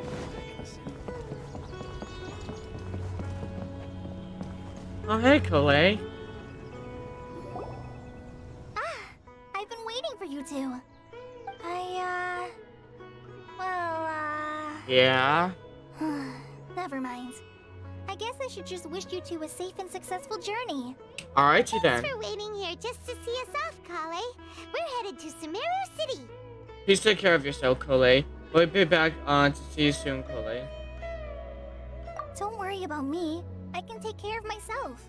My condition won't be getting in the way of my duties. I want to be a forest ranger after all. It's up to me and the others to protect the rainforest here. And, I'm sorry. I should have told you both about my condition when we first met. I just wanted you two to treat me as a normal friend, not some girl that needs your sympathy. But I guess now I understand that the most important thing is for friends to be genuine with one another. There's no need to apologize, Kale. We should be thanking you for trusting us enough to be your friends and sharing your past with us. We're probably still gonna worry about your condition, but that's because we're friends and we care about you. Hell yeah. That means a lot. Before you leave, I have something for you. Oh? What is it? It's my recipe for pita pockets. I told you that I'd give you a copy, remember? Finally. My handwriting is a little, messy, so please No, don't it's all mind. good. Yay! Thanks, Kale. Now we can eat those scrumptious little pitas whenever and wherever we like. I hope that whenever you eat them, you'll both remember your time here in Gandharvaville. Of course we will. Well then, I, trainee Forest Ranger Kale, bid you both farewell. Please visit Gandharvaville again. The course Rangers we will will. always be ready to assist you here.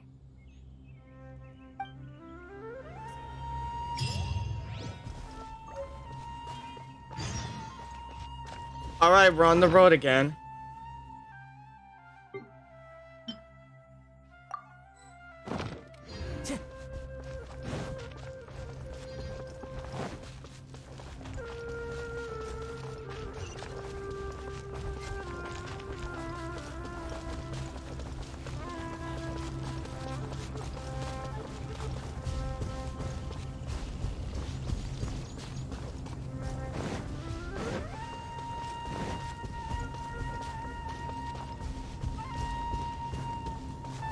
I probably should have took the waypoint over here.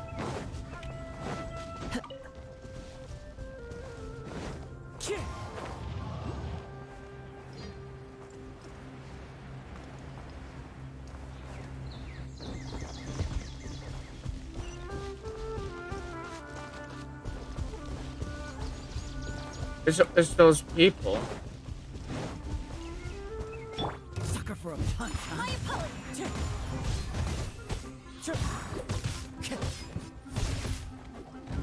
I don't know who you are, but you're easy to take down. Bandanas? I mean, Who says there aren't benefits to a life of wandering? gingerbreads. Are those headbands?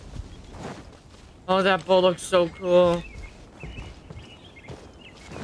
Are these supposed to be headbands?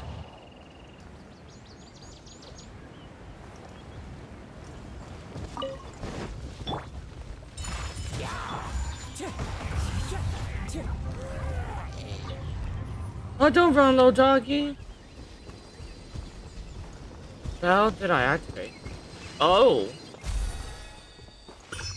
Another Dendro Oculus.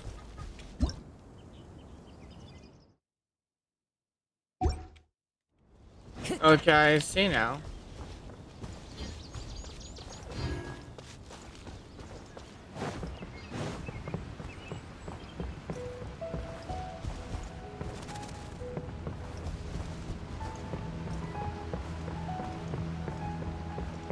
No, just walking peacefully there is plenty enough.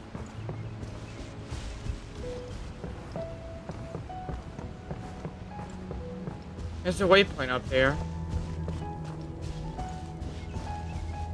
Time to go. Oh, never mind. It's actually over there. I follow the Okay. wind.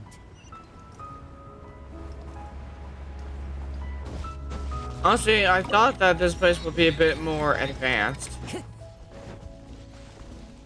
Something like Mondstadt, but even more nature-like. Hold up. Went the wrong way. A Padisada.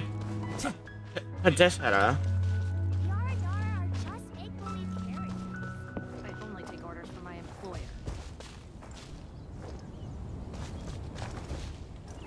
Oh, that's a nice earpiece.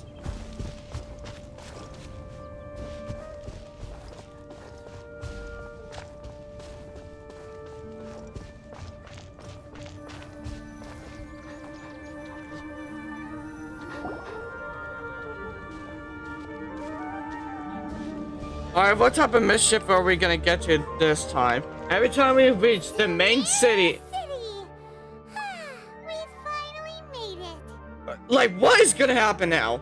Every time we get to we get to the main city or the main population of a region, something always bound to happen. When it came down to Monster City, it was Devon. When it came down to Liyue, Rex Lapis faked his own death. When it came down to Inazuma, we had to take down the Vision Hunt decree. So was it this time? Oh, did you see that? When those people entered the city, something on their heads lit up. One moment, please. Not you really. two. It appears this is your first time visiting Sumeru City. Oh, Yeah, what's up? Right. But how did you know that? Because there's currently no information on either of you in the Akasha. What? But Oh. no need to worry, that won't prevent you from entering the city.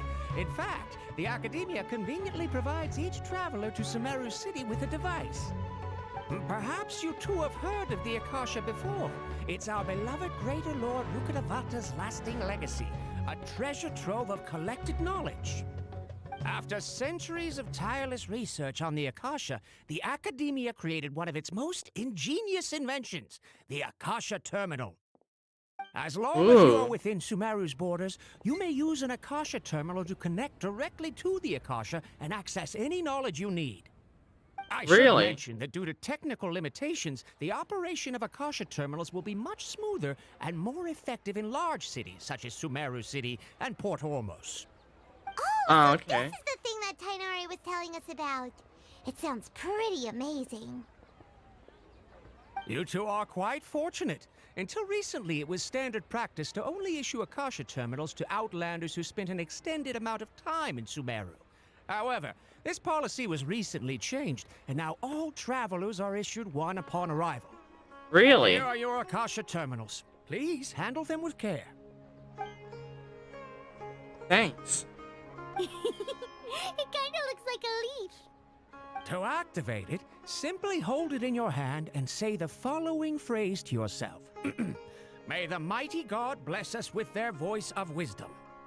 Oh, since this little doodad lets you access knowledge, maybe we can use it to find a way to meet Lesser Lord Kusanagi. Let's give it a try. Hell yeah. May the mighty God bless us with their voice of wisdom. May the mighty God bless us with their voice of wisdom. Cool. Whoa. Just now, something clicked. And I knew how to use this thing. Concentrate on what we want to know. And bam! You get it. Oh, that'll come in real handy. That's so That cool. is the power of the Akasha. And with that, let me officially welcome you both to Sumeru City. May the wisdom of the Dendro Archon always be your guide. Okay, now that we're in, we can check the Akasha about Lesser Lord Kusanagi. Let Paimon try. 500 years ago, the sages found a newly born deity from within some scorched ruins.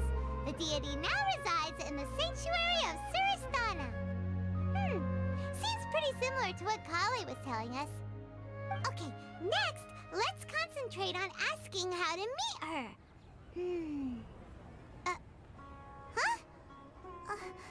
Paimon doesn't sense anything. The Akasha didn't respond to Paimon's question. Huh. The same happened to me. Oh, come on!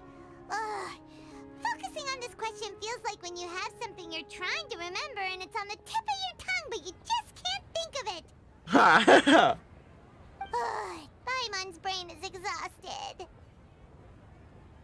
I'll try asking the Akasha something else. Maybe I'll indirectly find more information about Kusanoli. Oh, smart idea. But what are you going to ask it? Think, why doesn't the Akasha answer my question? Think, what's the Lord Kusanoli? Think, Lord Kusanoli. Some knowledge began to trickle into my mind for a moment, but there wasn't really anything that I didn't already know.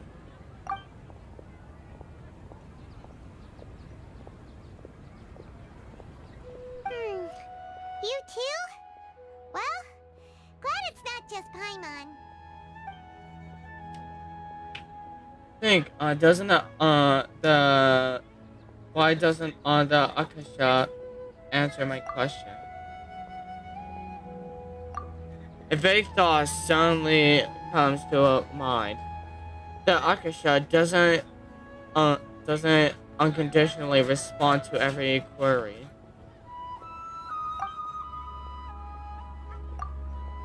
Also, even if the same query is requested by multiple people, the Akasha still imparts knowledge based on each person's identity, age, experiences, and other demographics. Huh. Could it be because we're Outlanders and we've only just arrived in Sumeru? You know, maybe we're not qualified to receive an answer to this sort of question or something. I guess so. Think, Greater Lord, Rukadavata. Many bright dots of light appeared in my mind. I probably need to calm my mind and focus more to understand what they mean. Feelings of affection, intimacy, nostalgia, sadness, and anxiety also come to my mind. These seem to be what the people of Sumeru feel about their departed Archon. Uh-oh. Paimon's getting all teary-eyed all of a sudden. It feels like the people of Sumeru really miss their Archon. That's sad. Well, seems no matter which way we try, we can't find anything that'll lead us to Lesser Lord Kusanali. Guess our only choice now is to try meeting with the researcher that Tainari recommended. He's from Sumeru and even has a position in the Academia. Maybe he'll be able to access more info from the Akasha. Let's see. Tainari wrote an address on the letter's envelope. Oh, it's not far from the city's gate. Let's head over and have a look. Hopefully he's at home. Alright then. First, let's look at the new achievement we just gained. Here's the voice of divine wisdom. Nice.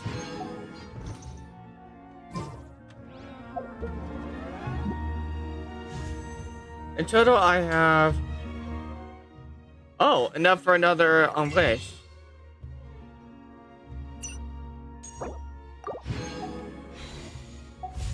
Save me, I've forgotten you. Hell yeah, hell yeah. Wait a second. Can we do this yet? Oh, come on! How can my own brother say something like that about me? It's hurtful. Once again. Can we finally do this? In port on Otomos, Sumeru, there is a shop named on... So we have to get to the port. So basically, we have to get through Sumeru City, then get to the port. Hello, are you Rohawi? What's up? Yes, that's me. Can I help you? Great! You see, Tainari sent us here and... What? Tainari? Please, there's no need to say anything, really. Sure, I admit that the article I published last month wasn't my best work, and maybe the data didn't produce the most convincing results, but... I think you've misunderstood us. Here! This is a letter from Tainari! Oh, let me see... Ah!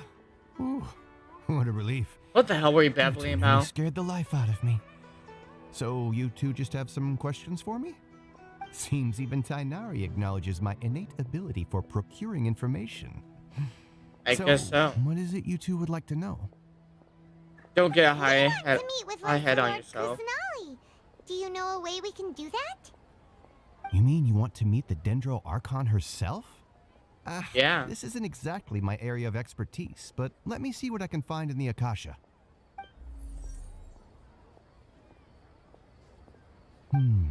Sorry, the Akasha didn't respond to my query. Why? What? You too? But what about your abilities for getting information and all that? Paimon was sure you'd be able to access more info than we did. Well, as I said, this isn't my area of expertise. I am but a lowly researcher, so the Akasha doesn't see a need for me to know more about the Dendro Archon. Really? All I know is that ever since Lesser Lord Kusanali returned to Sumeru, she's never left the Sanctuary of Sorasthana or made a public appearance. Huh. Didn't expect her to be such a mysterious figure. The Dendro Archon is somewhat of a recluse. Perhaps she just doesn't want to entertain visitors, which would explain the lack of information in the Akasha. But then what can we do? I guess so. No need to worry just yet. I'm only hypothesizing here. You can certainly try asking around and see if anyone else has ideas. Alright, And then. besides, you two should consider the bright side of things. Not being able to see Lesser Lord Kusanali may not be a bad thing. How? In this world, there will always be information you cannot obtain from the Akasha and things you can never accomplish. Knowing when to yield is a form of wisdom. Take me, for example. It's a miracle if my brain cells can spit out one paper every 3 years. But Tainari? That guy can publish 3 papers in just a single year. Okay.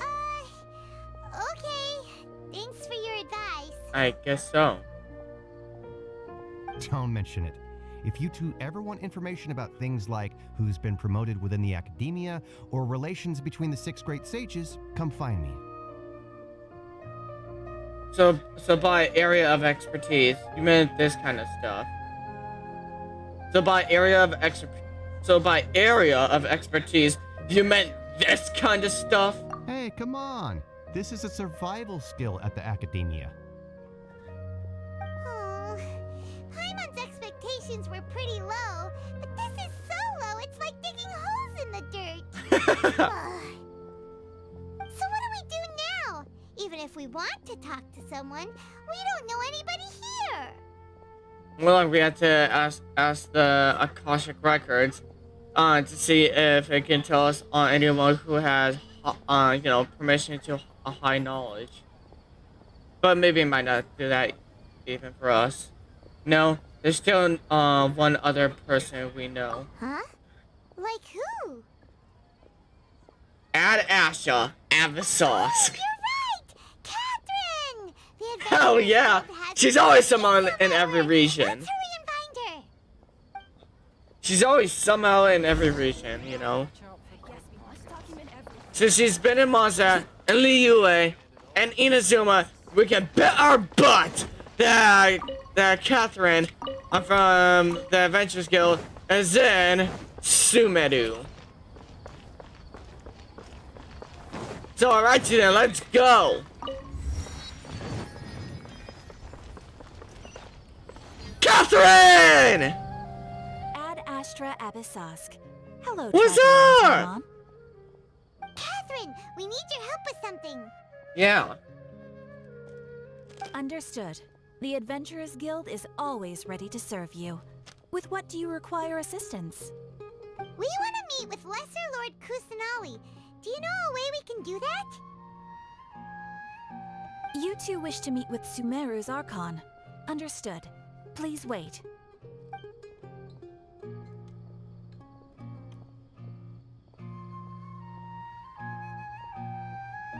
I apologize, but I am unable to call up any relevant information in the Akasha.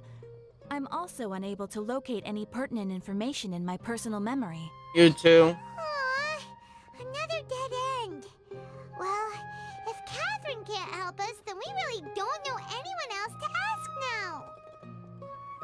Please do not worry. I may know of someone who can help you two. Really? In Sumeru, the Adventurers Guild does not serve as the vanguard of information. Rather, there are numerous active mercenary groups collectively known as the Eremites. They take on various contracts and work all across Sumeru, so they naturally accrue intelligence. An Eremite brigade called the Corps of 30 is in charge of Sumeru City's defenses. Not only are they the oldest brigade, but they are responsible for managing and coordinating the affairs of all other mercenary brigades. Corps of 30? What a weird name. Supposedly, they are named as such because their ranks numbered 30 at their inception. Asfand, an advisor with the Corps of 30, maintains good relations with the Adventurers Guild. Though he's already retired, he and his words carry great weight within mercenary circles. These aren't the same Edomites that I just fought coming over to Sumeru, right? Right? If you'd like to get in contact with him, you can find him at the Corps of 30's headquarters, the Citadel of Rexar.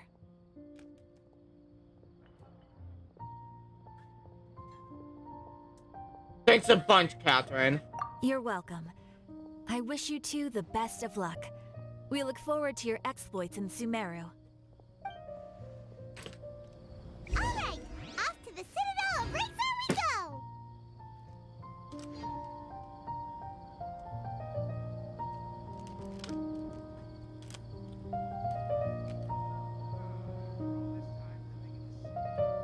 Alrighty then, let's go. Where might that be? Oh.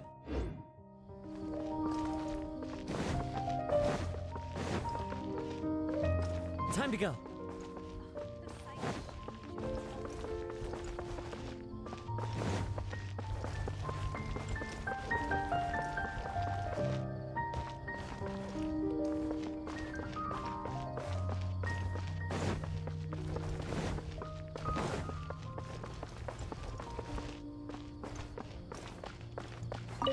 This place is amazing. To be honest, Sumeru is the closest to a sci-fi advanced civilization as I expected Genshin Impact to be.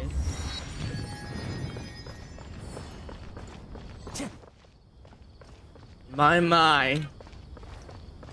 The Academia, we've come at last. Time to go. Yo! The doors just open automatically!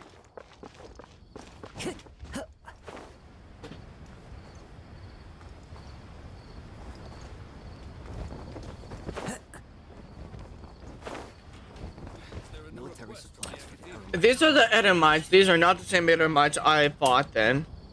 Or that must have been a rogue party of Edomites then. Welcome. The Adventurers Guild told me to expect you two. What's up? It's nice to meet you, Asfand. We'd like to ask you about something. Yeah.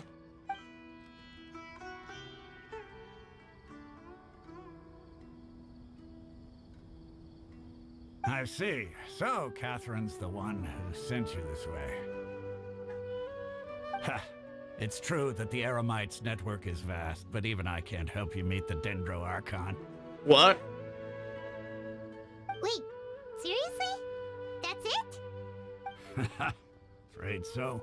Who has the The permission, Eremites not are her? terribly religious, so we don't know much about divinities. As far as the Akasha goes, we can access even less than you. What? We originally came from the desert.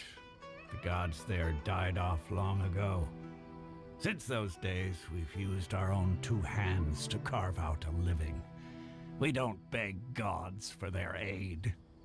It isn't just us, though.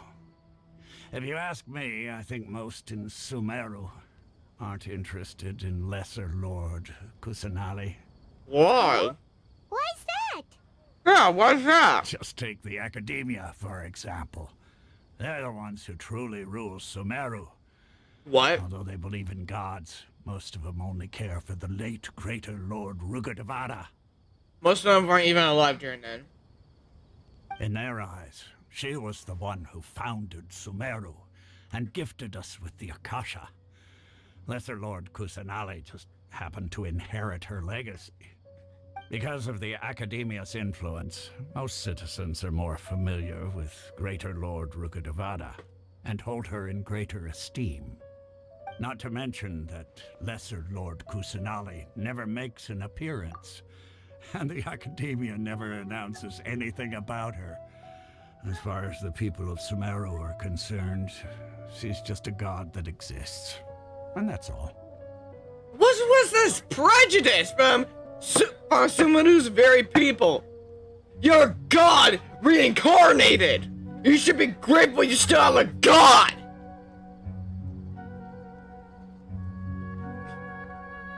If it wasn't for,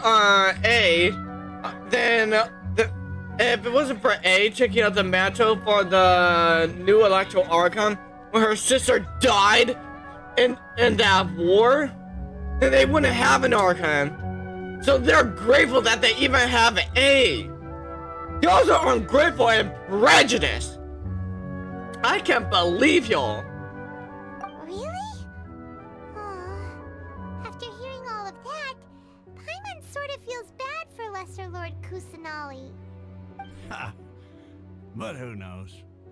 We're all just guessing when it comes down to it. Really? Besides, I'm sure the God of Wisdom doesn't worry about her reputation among people like us. Alright, well... I guess. Thanks for the info, Osfond. No problem. Always happy to help out the Adventurers Guild. Aww.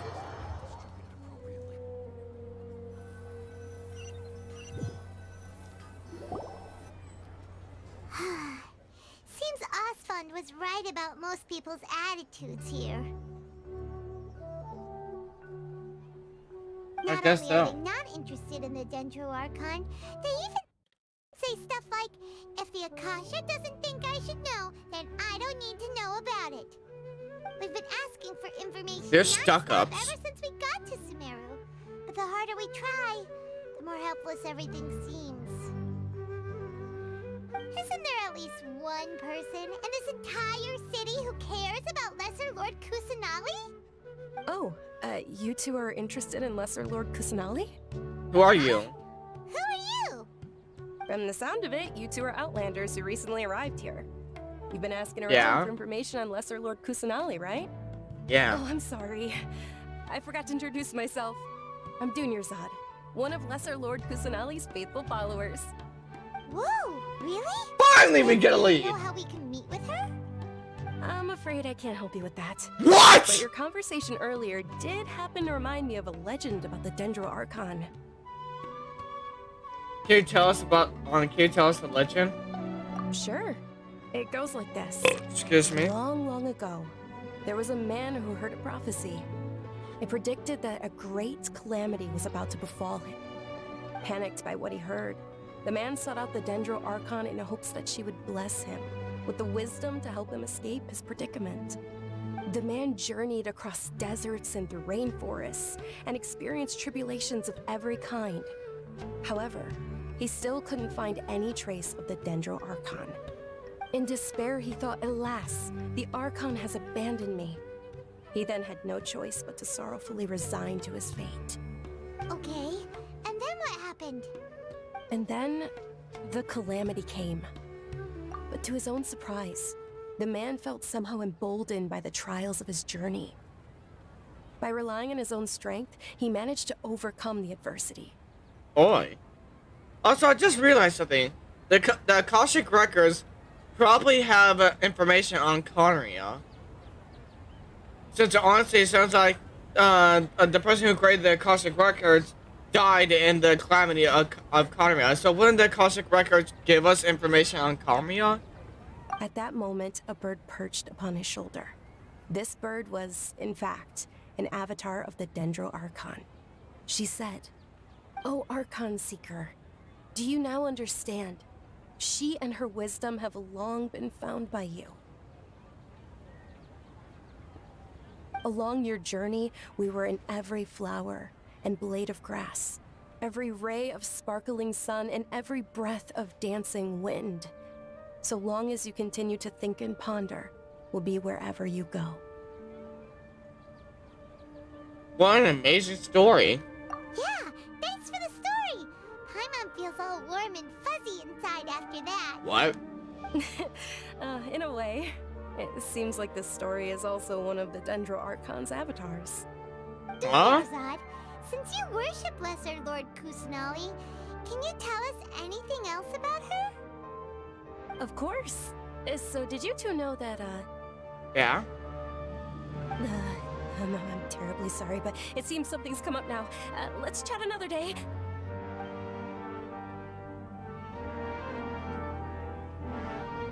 Hey, wait! What the heck just happened? I think it has something to do with those people over there. It looks like they're searching for someone. Dunyarzad was acting super nervous just now. You think they're looking for her? This stinks! We finally managed to find a lead about Lesser Lord Kusanali! We can't let them get in the way now! Yeah! Let's see if we can get rid of them.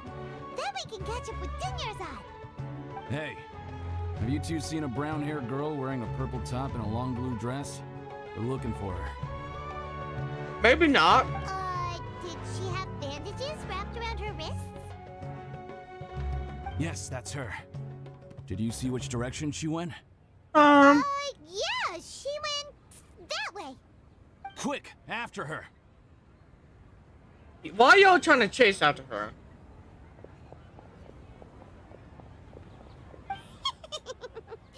That should keep him busy for a while. Let's hurry and find Dunyarzad.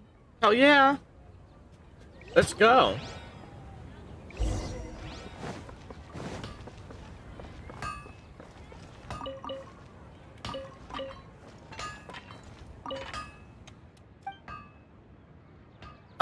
Ahanga. Wait, Ahangad. Excuse me.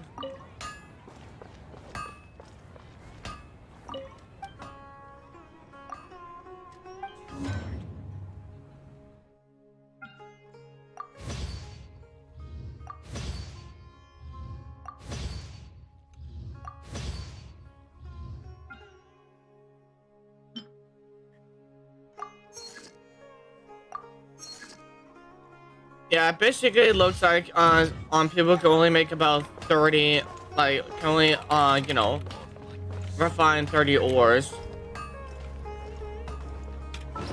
a day.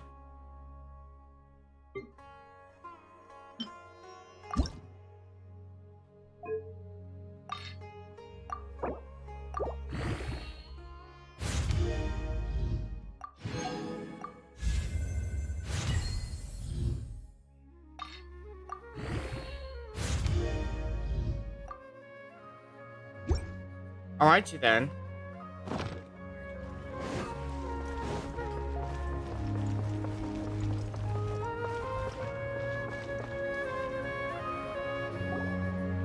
What's up? We thought you might have been long gone by now.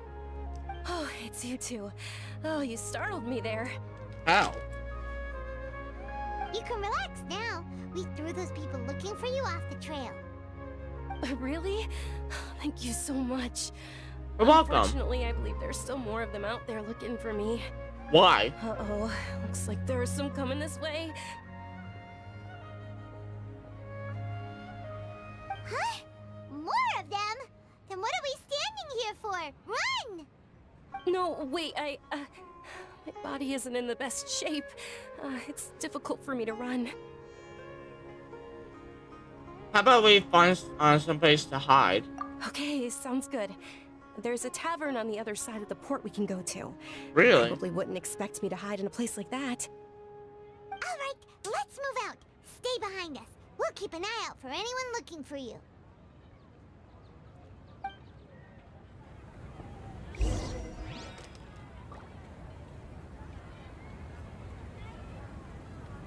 This new shipment of items, they're also ridiculously overdesigned.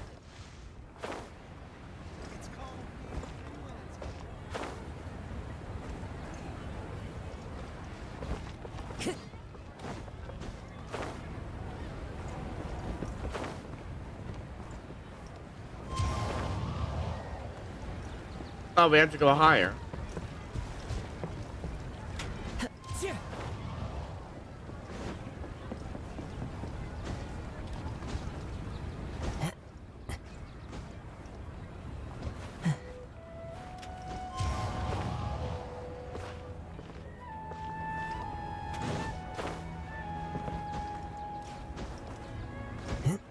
What? Over here.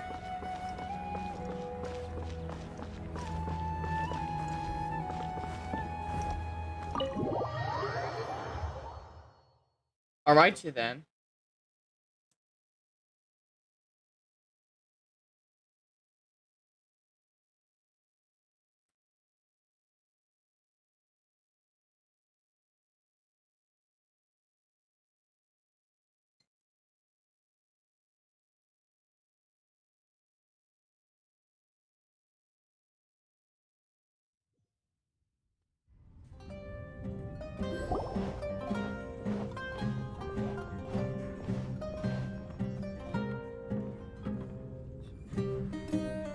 We made it.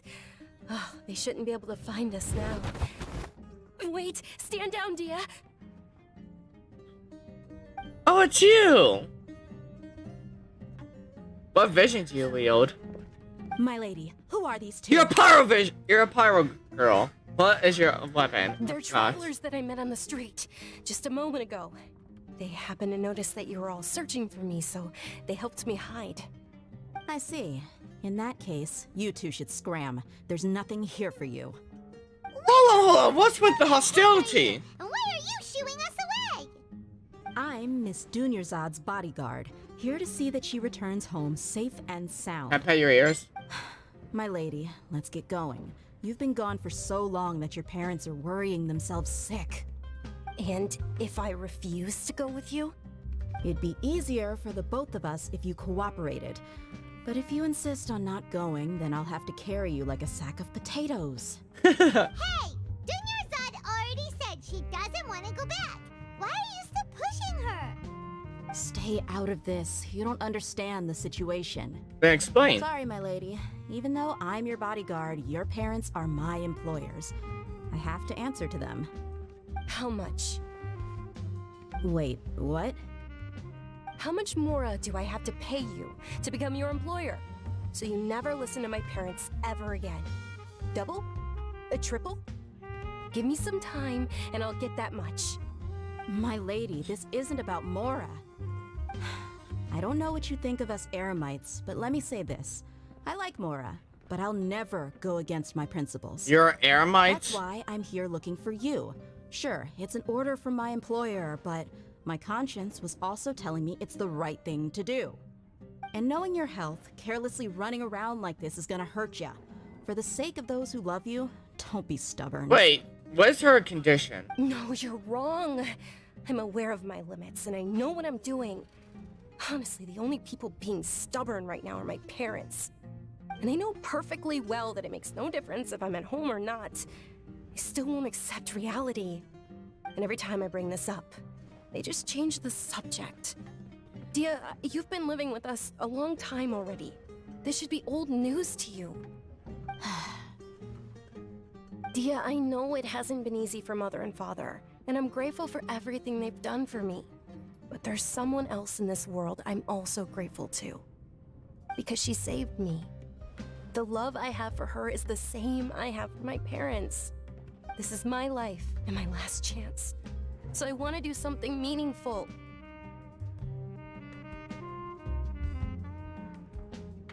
My lady, are you sure what you're doing now is meaningful? Yes, I'm sure. At least, it is to me. Fine, I won't ask you to return home anymore.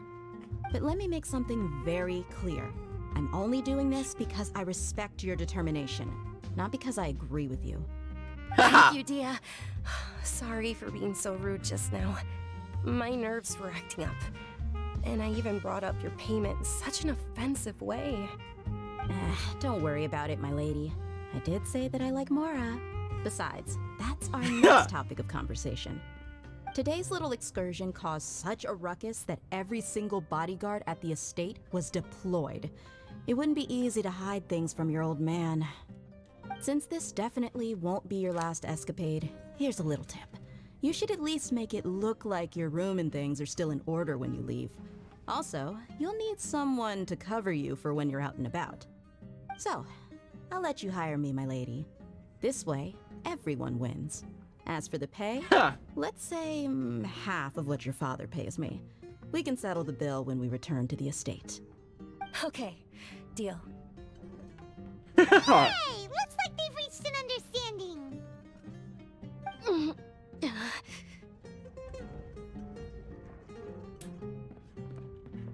Dunyar-san, are you alright? I'm fine, really. I just feel a little tired now that things have calmed down.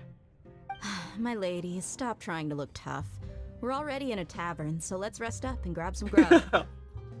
I'm sorry for worrying you two.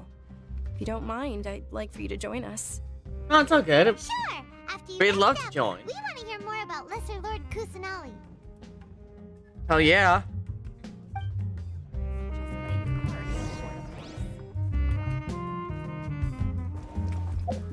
Now let's check out the battle pass. Spend 500,000 Mora. Alright. I guess that's all it for now.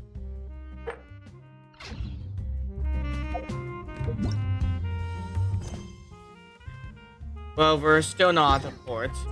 It's just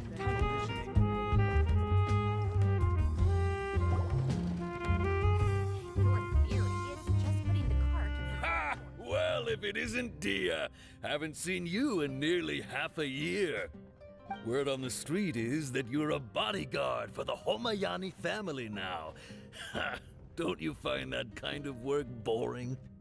Nah, you get used to it. How about a menu over here? You got it. Huh? Isn't this little Miss Homayani herself? We don't get to serve personages like you very often. We'll be sure to prepare our very best. Thank you, sir, but there's no need.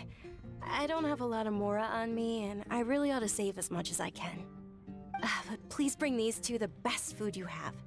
They're my new friends, so I want to be a good host for them. No need to break the bank. We'll eat whatever you order. Don't worry about it. We'll pay for our own food. Yeah, we're already super grateful for everything you told us about Lesser Lord Kusanali. How yeah. about our coconut charcoal cakes? They're our signature snack, and they run cheap. Look, other customers over there are eating some now. Ooh. They look kind of burnt Huh. and dry. I think that's the point. Paimon will pass. Peggy Paimon. Now that's the first. But you've cooked slimes before. Hey, come on! Paimon has personal preferences too, you know. Really? Dunyarzad. Paimon the Glutton actually has preferences. And almost nobody was interested in Lesser Lord Kusanali. So, what made you want to follow her? Well, remember when you asked me if I knew how to meet the Dendro Archon? Even though I don't know how, I think I've actually seen her before. Huh? Really? Yes, it was when I was a child. At the time, my illness had kept me bedridden for the better part of a year. I was stuck inside and couldn't make any friends, and my parents did their best to find treatments for me. But even then, the Akasha didn't have any helpful information. My younger self no longer had any hopes or dreams. One flare-up was so bad that I was in a semi-conscious state for several days. Then one night, I woke up alone in my room. The lanterns are beautiful. I was terrified. My body was Especially paralyzed. chandeliers. Even if I cried, there was no sound. Oh At my. that moment, an ethereal voice spoke in my mind. Dunyarzad, don't be scared. You don't have to cry. Dunyarzad, don't be scared. You don't have to cry. Who are you? How do you know my name? Wait, is that Lesser Lord Kusanali? How do I explain this? You might not be able to understand, but actually, I know everything about you. Really? Of course. I know that you're scared of Wait, how does heights, she have green eyes that and you hate taking here, medicine but brown every eyes morning, as her and that avatar? you love counting the petals on your mom's skirt. Wow, you really do know everything. Dinnerzad, is there anything you want? What? Not really. I can't go anywhere or do anything. Huh? But aren't you a child? All children have wishes. Tell me what you want, and maybe I can make it happen. But can you make my illness go away? Oh. I'm sorry. But I'm not powerful enough to do that right now. Then, can you be my friend? After that, the voice said, "Okay, I'll be your friend."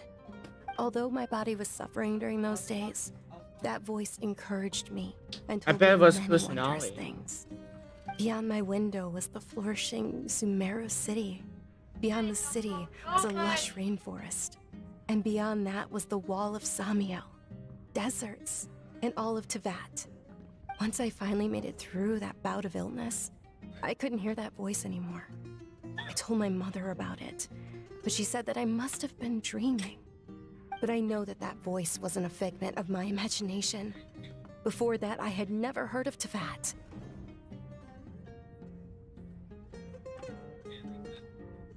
So you believe the voice you heard was Lesser Lord Kusanali? Yes, for sure. If it weren't for that voice, I would have never grown curious about the outside world, nor would I have learned how to read and enjoy so many books.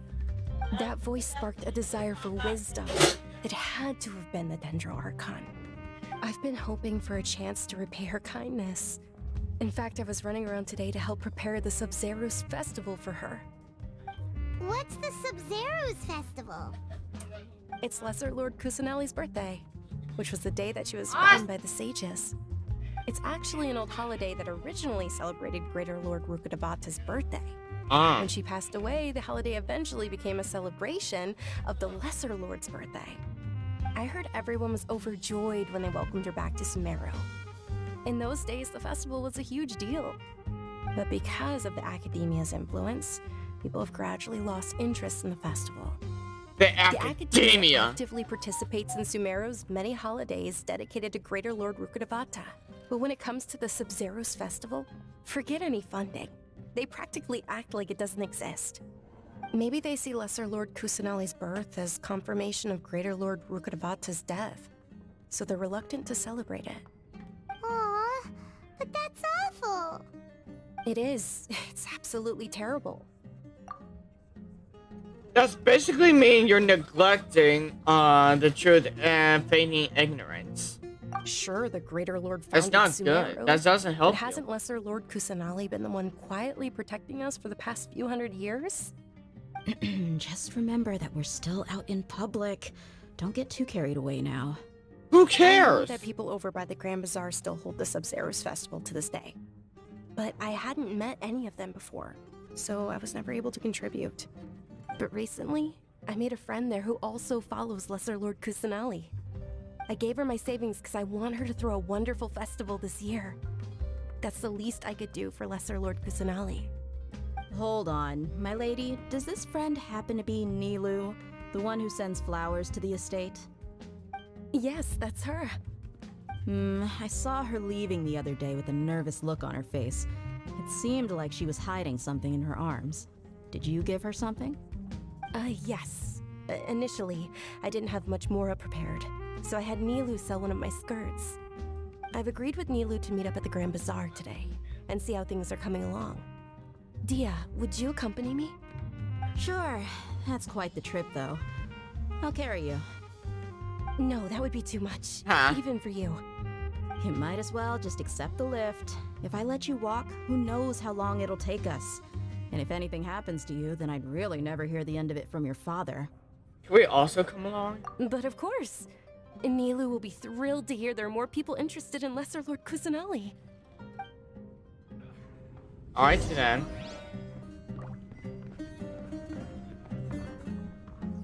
Hopefully she has, you know, much more information about Lesser Lord Kusanali.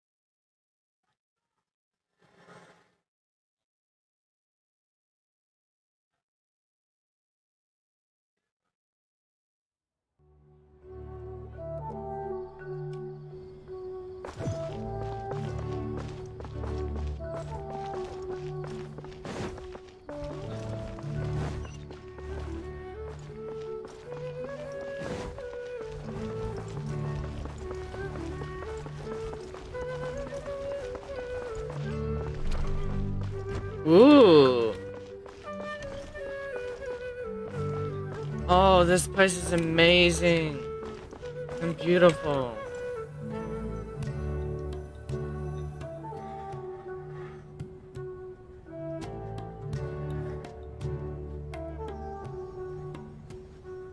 Hey, I've seen you before.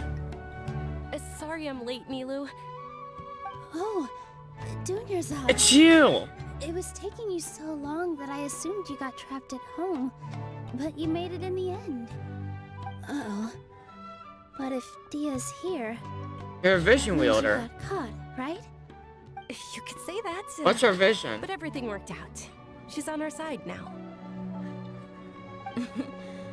Not completely. Oh. And who are these Ha. two? Oh, meet the Traveler and Paimon, my two newest friends. They're visitors who just arrived at Sumeru City and are looking for information on Lesser Lord Kusanali. So you're followers from another land? Yep. That's wonderful. You two absolutely mustn't miss the Sub-Zerus festival. By the way, Dunyarzad, we've already started decorating the Grand Bazaar. It looks spectacular, thanks to your generous contribution. You're very welcome. It's the only thing I could do. Do you still have enough Mora? Probably? But don't sweat it. We've already finished renovating the stage. Come on, I'll show you. What's so great about today not toys anyway? Alrighty then. Oh, that water fountain is amazing. Wow! This place is amazing! Hell yeah. Not bad. Huh. Last time I was here, the stairs were full of holes. What? The stairs were nothing. A little while ago, we discovered that the tree above the stage had a huge chunk of bark ready to fall off. Mr. Zubair was worried sick. We reported it to the academia many times, but they never sent anyone to deal with it. We didn't want anything bad happening, so we were going to cancel all the stage performances. Why didn't anyone come to handle it? Oh, probably because it was the theater asking. The academia looks down on performers like us. What? Oh, you're a hydro. I think it would be You have a best if hydro the theater vision. closed down completely. We can't let that happen, though. Not only would everyone involved in the theater go hungry, but then we wouldn't be able to hold the Sub-Zerus festival anymore. Thank the Dendro Archon for Dunyarzad. But the more she gave us, we hired someone to patch up the tree, and we also gave the stage a much-needed makeover. The stage is going to be even prettier when it's festival time. Hell I can't yeah. wait for you to see it. And I can't wait to see you on the stage. You've been practicing so long already. It's almost time for your dream to become reality. It's our dream. I'll do my best for the two of us. Milu, what are you gonna be doing at the festival? She'll be dancing the dance of Sub-Zeros, the most important performance at the Sub-Zeros festival. Dunyarzad, have you told him the origin of this holiday? I Yes, only she told him has. about the Greater Lord and Lesser Lord so far. What? Then I'll tell you too about how this holiday came to be. According to legend, the Sub-Zeros festival was originally the Goddess of Flowers' birthday celebration for the Greater Lord. A long, long time ago, on one of Greater Lord Rukkhadevata's birthdays, her friends threw her a celebratory banquet. Some of the gods got drunk. One started playing music, and the Greater Lord started singing, so the Goddess of Flowers began to dance. As she danced upon the grass, countless beautiful parisaras began to bloom wherever she stepped. Those brilliant purple flowers became her dazzling stage. All the gods clamored, "Oh, if only time could stop at this very moment." Sounds like they had a great time. That sounds somewhat bittersweet. Of course they did. When people mention the gods, they always think of the Archon War. But Sumeru's gods also had happy times. Although they aren't around anymore, they're preserved in our tradition of dance. This outfit I'm wearing is apparently based on how the Goddess of Flowers looked. Though we're just Really? tiny people compared to the divine, we still have to do our best to make sure that the birthday girl feels loved on her special day. Aww. Milu, you of all people will definitely be able to convey our well wishes to the Dendro Archon. I also noticed that you went the extra mile and scattered parisaras around the stage. They symbolize the Goddess of Flowers, after all. It's just a shame that all the real parisaras went extinct after her death. What? Yeah. The Greater Lord brought forth parisaras in memory of the Goddess of Flowers, but she ultimately could never truly replicate that beautiful purple. Thinking about the Goddess of Flowers dance makes me wish I could have seen it. If my stage were anything like that, I'd be thrilled if I had just 2 real parisaras on the stage. So, Traveler and Paimon, what do you think? Interested in the Sub-Zeros festival? Sure. Will you two be coming? Oh All yeah. of Lesser Lord Kusanali's followers will be there for her birthday. It'll be a good opportunity for you to learn more about her. Ooh, Paimon thinks that's a great idea! You sure it's not because you want in on the fun? You sure it's not because you want to watch Nilo dance? Hey, come on! There's nothing wrong with enjoying a festival. Besides, it's Lesser Lord Kusanali's birthday. She'll be happy to have more people who are celebrating it. Hell yeah. So how about we all attend the Sub-Zeros festival together? Sounds like a plan. Dunyarzad, let me show you which stage decorations we've picked out so far. Traveler and Paimon, if that doesn't sound interesting to you, then feel free to explore the area. Everyone at the Grand Bazaar loves Lesser Lord Kusanali, and we're all looking forward to the Sub-Zeros festival. In that case, we'll take a look around.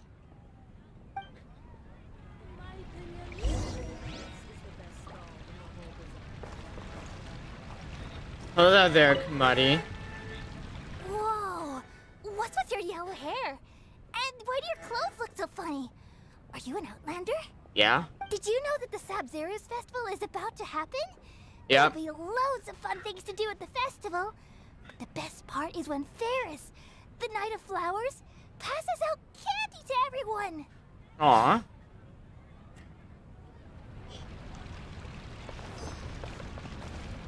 What about you, Taya? Huh. Revamping the stage for the festival couldn't have been easy, that's for sure.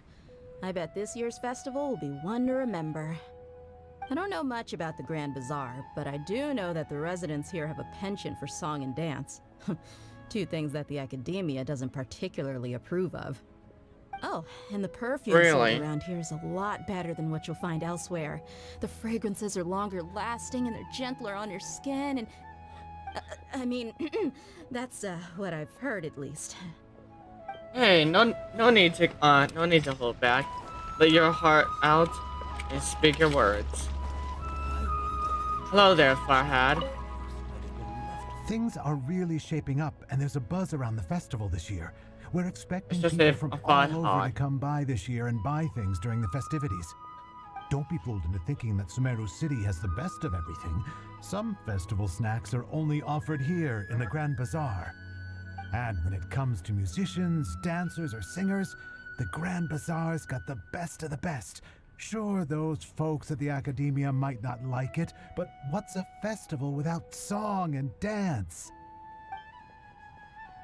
I just realized something. Why the hell are they ignoring this holiday or festival? If they truly loved and worshipped the previous Genshin Archon, then wouldn't they be celebrating in her honor and not in Kusanali's honor? Like, just because the festival has a newer meaning to celebrate someone else's birthday, like the newer reincarnation of the Genshin Archon, does not mean that you should basically avoid the festival. Not everyone goes to a specific event for the same reason. Everyone has their own reason. So this is basically stupid. Ah, dancing at the Sub-Zero's festival. You know, I also danced when I was younger. Oh, cool. So basically, forget calling Sumeru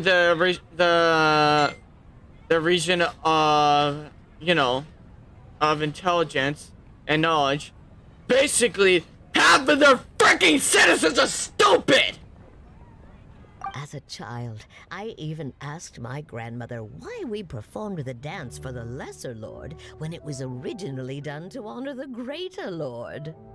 My grandmother said that Greater Lord Rukkhadevata is a beloved deity and honored by all. And Lesser Lord Kusanali is too.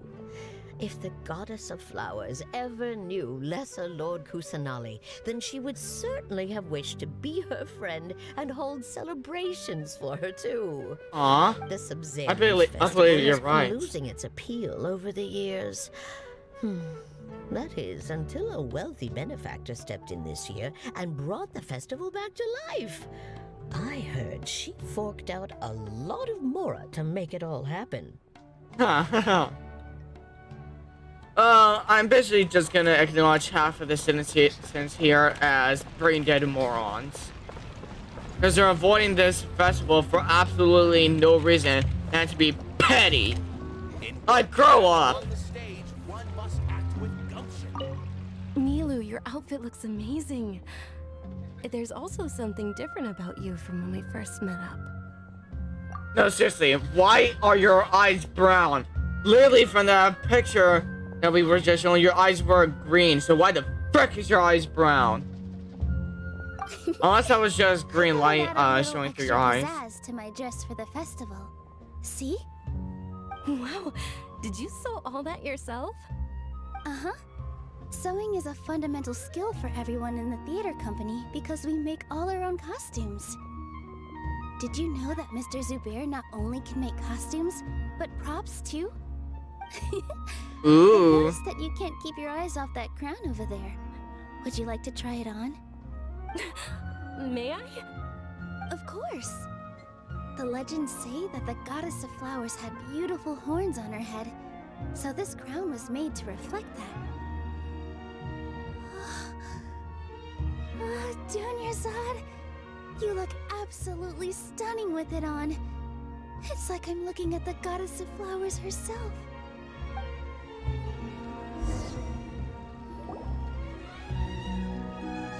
Hey! Is that who Paimon thinks it is? It looks like Catherine? This is the first time we've seen her leave her post.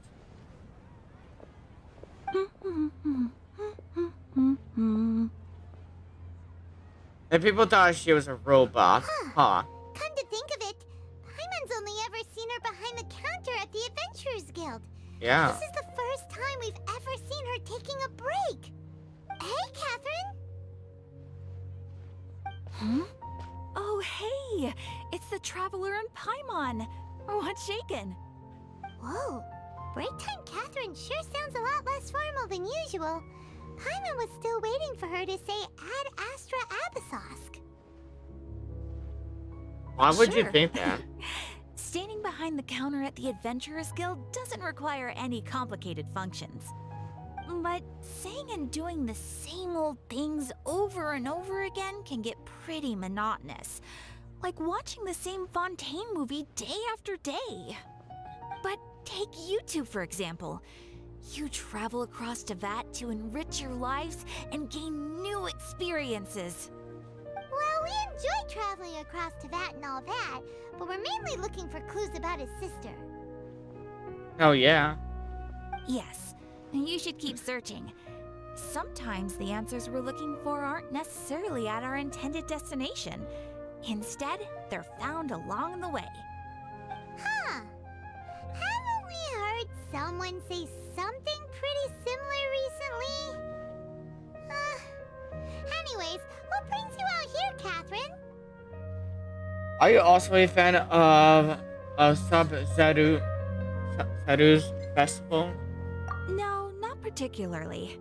I guess you could say that I'm loving the recent atmosphere here. If festivals bring happiness to everyone, then that's where their true value lies. Boy. Oh, it looks like it's about time for me to be heading back now. Aww. Alright, we'll see you next time at the Adventurers Guild. Oh, by the way, thanks for connecting us with the Eremites. We've already made some great friends in Sumeru City thanks to you. I'm sure you two will get along well with the people here. You've already been blessed by the element of Dendro after all. See you around. See ya.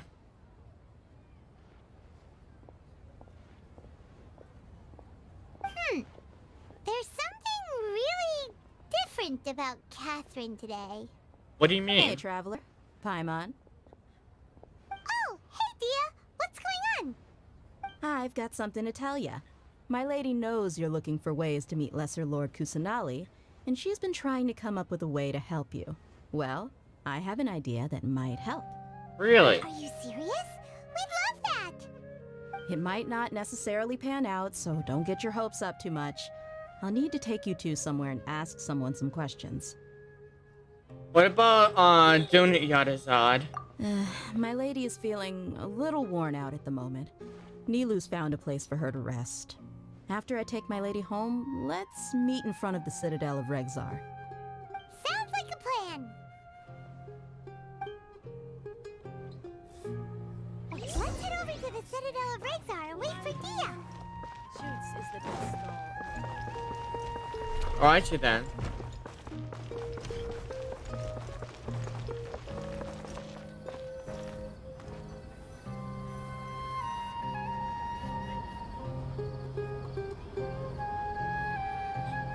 Sorry, I'm late. It took some convincing for the master and mistress to believe that Miss Dunyarzad was only sitting in the port for a while because she was in a bad mood. Anyway, I guess I should be thanking you. I haven't seen Miss Dunyarzad that happy in a long time. Really? If it wasn't for you two, she probably would have been caught and dragged back much earlier. You sure sound a whole lot nicer than when we first met, Dia. Who would have thought you had such a soft spot for Dunyarzad? Oh, wait. So that's what the other Edomites were doing. They were just trying to track her down because they were on a commission in order to get her back to her parents. I see. So I literally thought suspicion of them for no reason, I guess. It's called being a professional. I'm a bodyguard, and I work for whoever's paying. Huh. Look, Dia's blushing. Yep, that's a blush if I've ever seen one. Listen, you two. Yeah. I don't expect to be working for Miss Dunyarzad very long, but I hope to finish things on a positive note if possible. Let's cut the chit-chat and head into the Citadel. We'll see if the person I know has a way for you two to meet with the Lesser Lord. Alrighty then.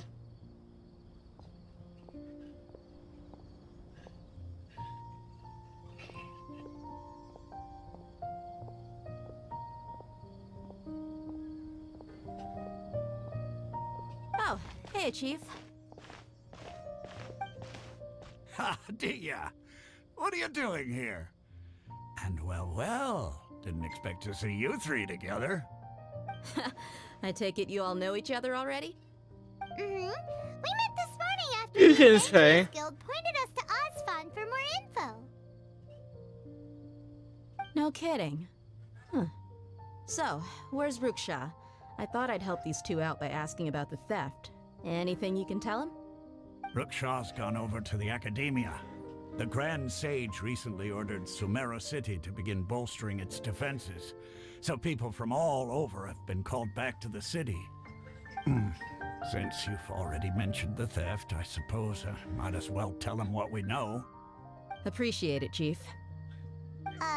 Theft? Sorry, what the heck are you guys talking about? Just recently, the Academia lost something, and there's a chance the item is connected with the Dendro Archon. This case Really? might just somehow help you in meeting her. I suppose that's one way to look at it. But if you ask me, the case is more about the Academia than anything else. Let me fill you in. Really? The Academia recently sent a convoy to pick up an important package from Aru village. Word got out, and the convoy was robbed on its way back. The Grand Sage took the whole matter very seriously. Not only did he dispatch the Matra, but also enlisted our help in the search for leads. All we know so far is that whatever was stolen is currently in Port Ormos. You two have heard of Port Ormos, haven't you?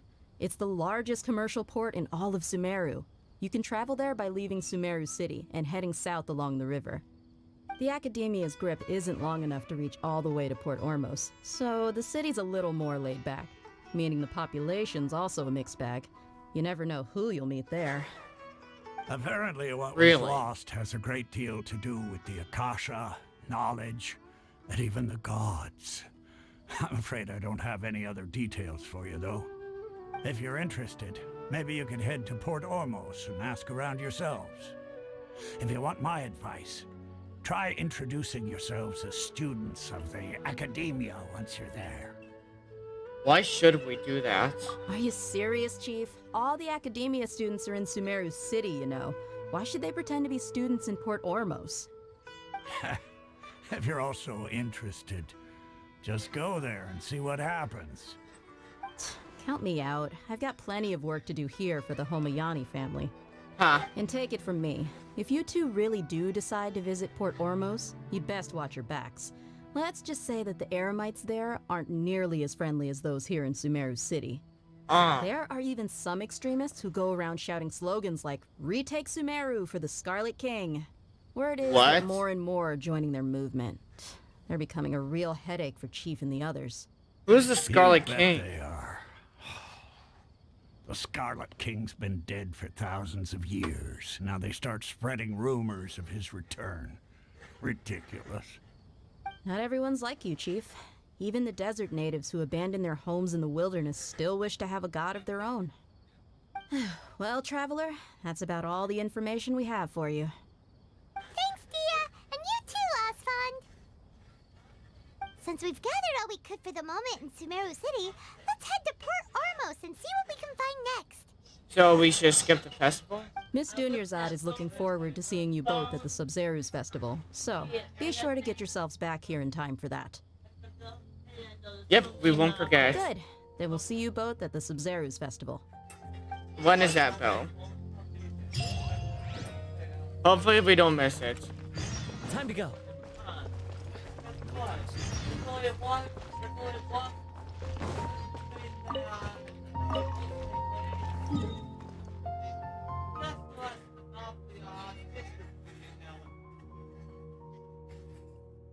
Oh my gosh. I forgot how many of these such as sevens there are. Is there any? Yes, there is. I guess when I come back here, I'm gonna grab the other two waypoints. But I'm gonna teleport here and get a head start.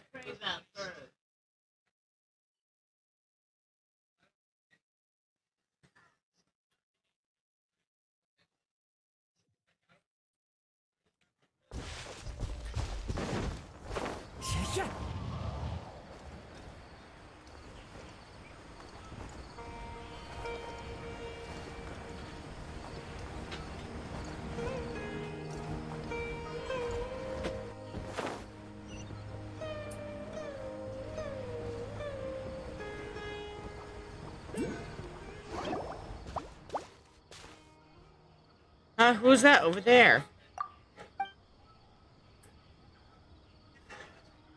Stay away, you nasty mushrooms.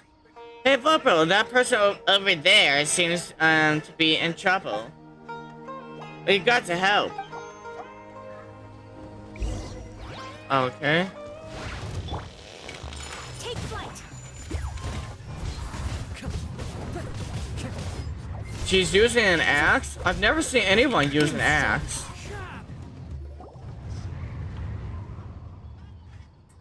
Oh, you were a big help. Thanks. As you can see, I'm a forest watcher here. As for my name, it's Rana. I'm Vopro. Yeah, Paimon, whenever you speak in third person, everyone knows who the hell you are.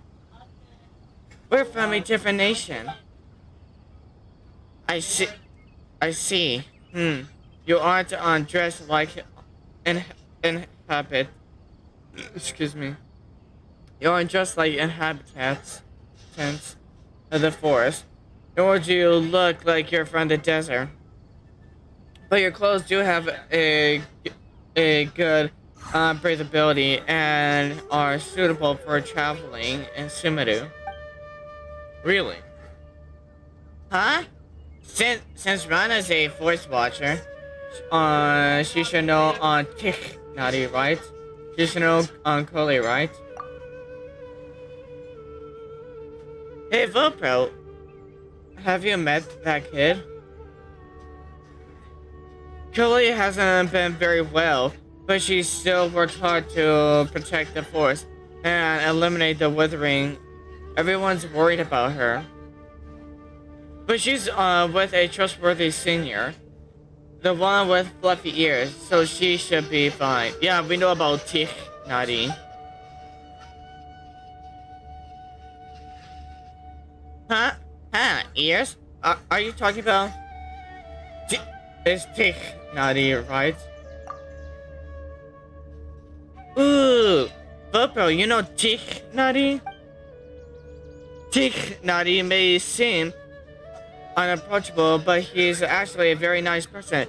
He took really good care of me when I was a trainee, and his ears are gorgeous.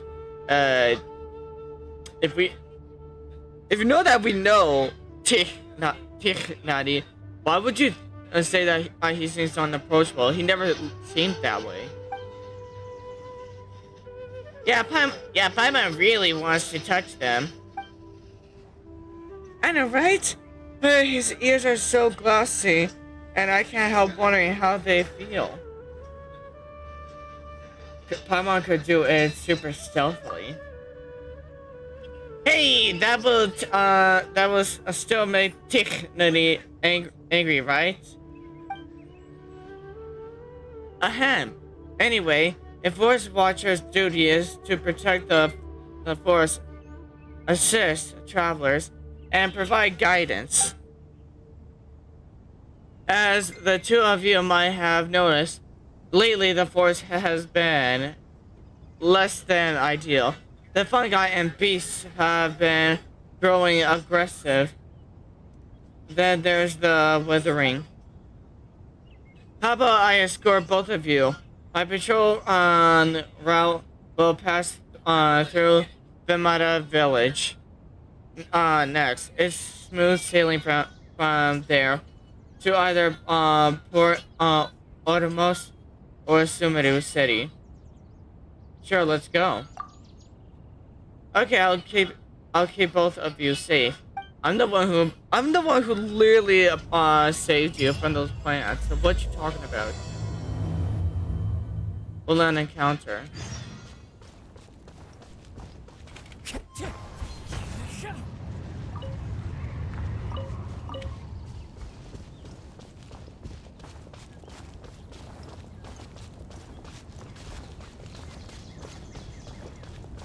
I'm not reading any of that because like I just realized there was text there, but like I know I can't read that fast.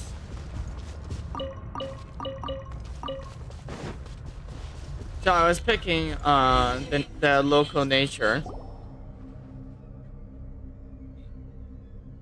It's only been a few days and a new weathering zone has popped up already. So close to the main road too. Weathering zone again. We handled it with tick.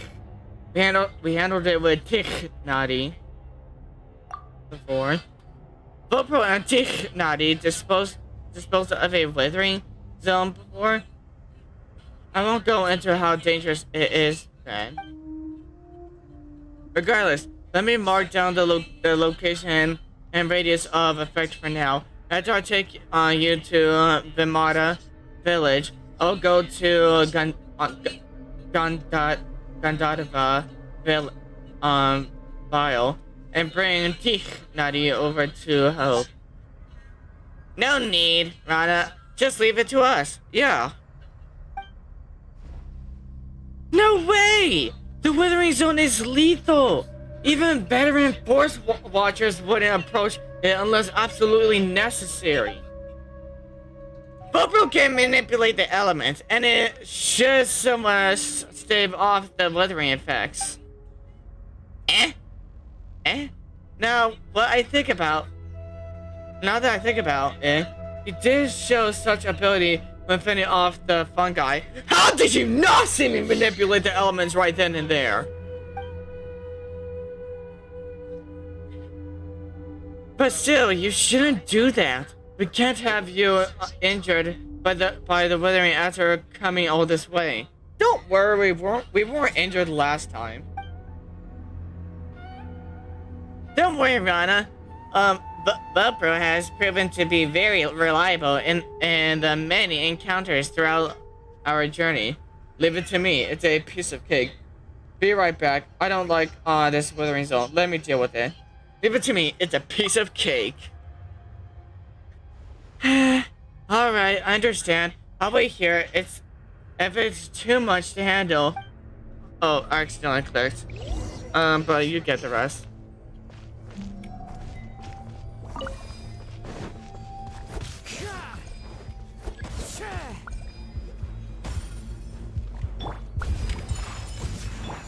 Wind Strider.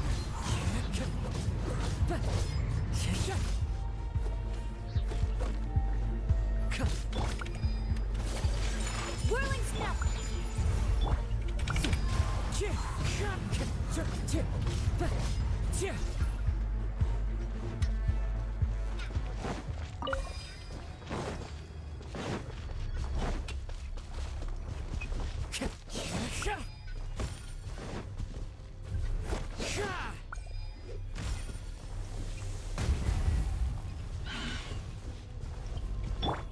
Yo, hold up, what is that?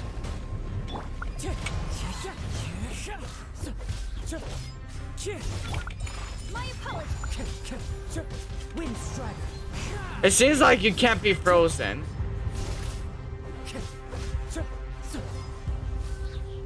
Damn, I'm good.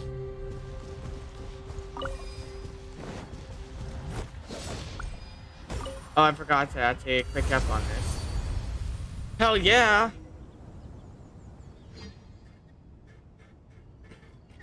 Vopro is impressive, right? You're amazing! Incredibly amazing! Thanks. You're getting too excited, Rana. Pardon me. Vopro? Mister, you don't have to be so formal. It's okay to speak your mind, Miss Rana. Excuse me. Let's shop the formalities. Vopro and Rana.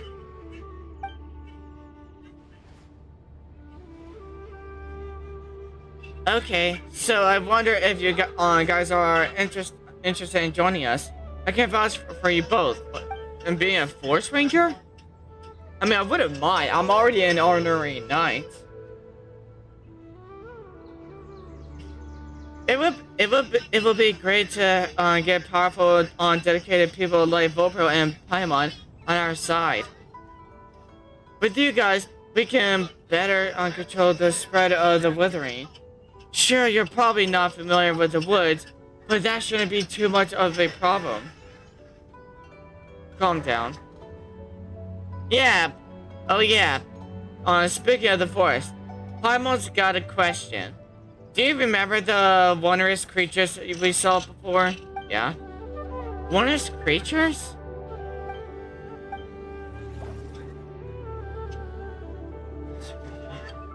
Oh, they sound like the mythical on Aranara. What?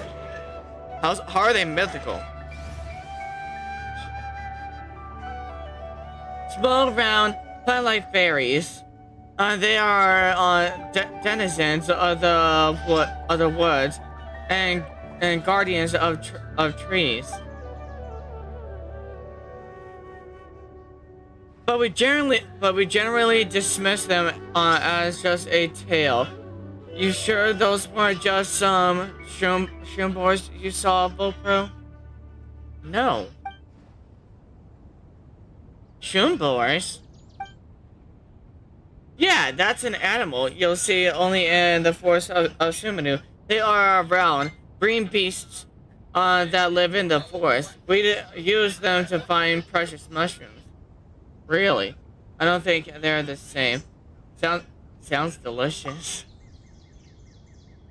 Sounds like we can probably make a stew with mushrooms out of them. Though Paimon doesn't think that's quite the same thing as what we saw.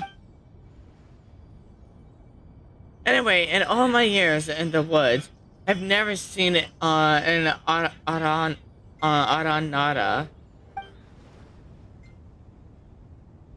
However, you can ask the kids after you get to Vimata village.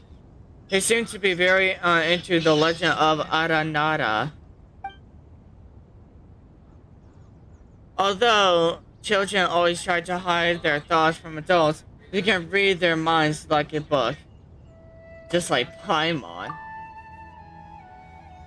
Hey, that's because we're buddies and know each other very well. Huh. That's you got... Okay. Don't expect me to read all that.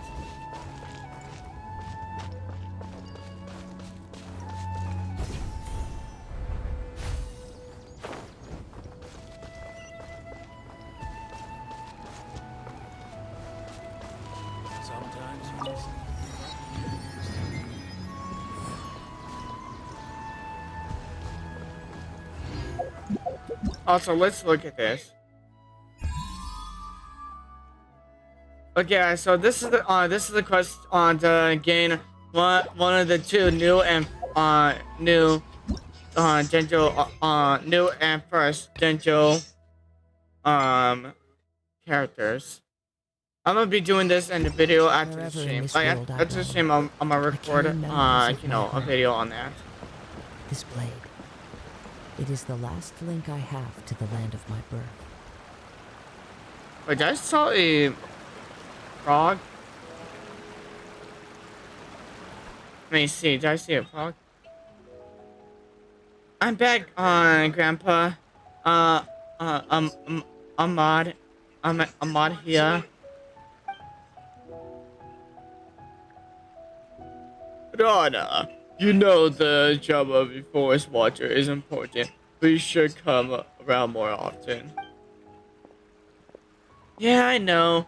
I patrol the forest so that those tiger cubs can hang out in the woods safely. It was just a mess right now.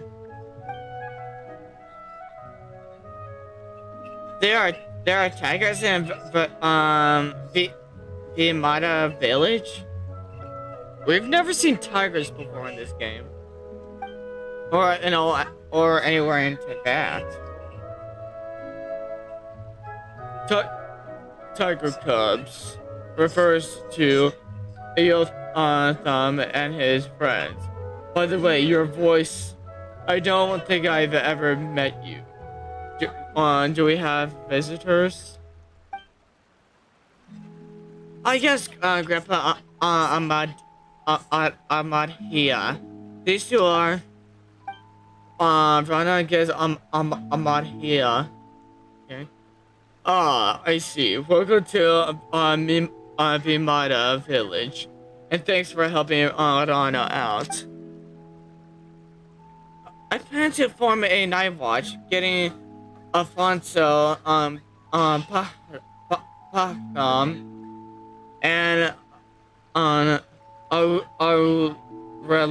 Aurelius to safeguard the perimeter as a group. That's a good idea. For the good of the children, after all. Has something happened to Vimada Village lately? Oh! Could it be related to the round plant-like creatures we saw before? What are you talking about?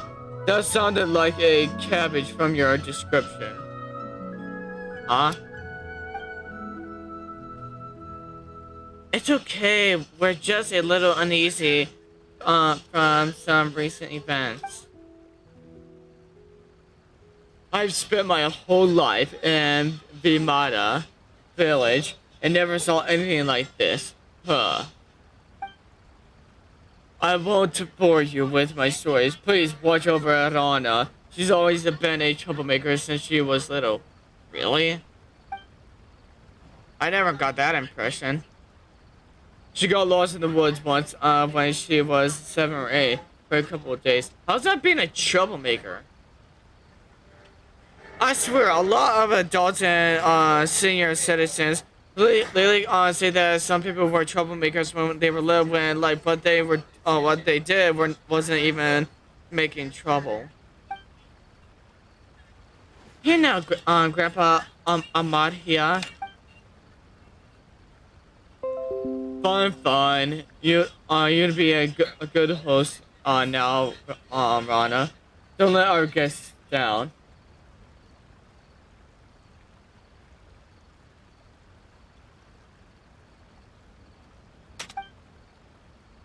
For sure.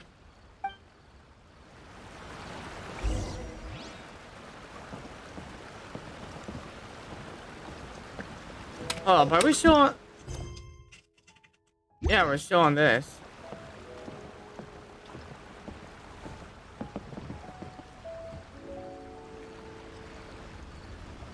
I guess she's talking to the person over there.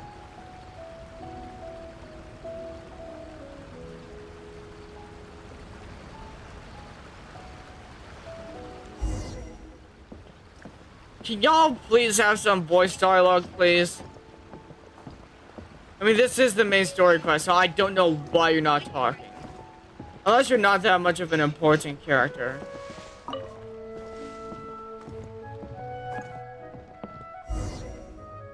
Alfonso?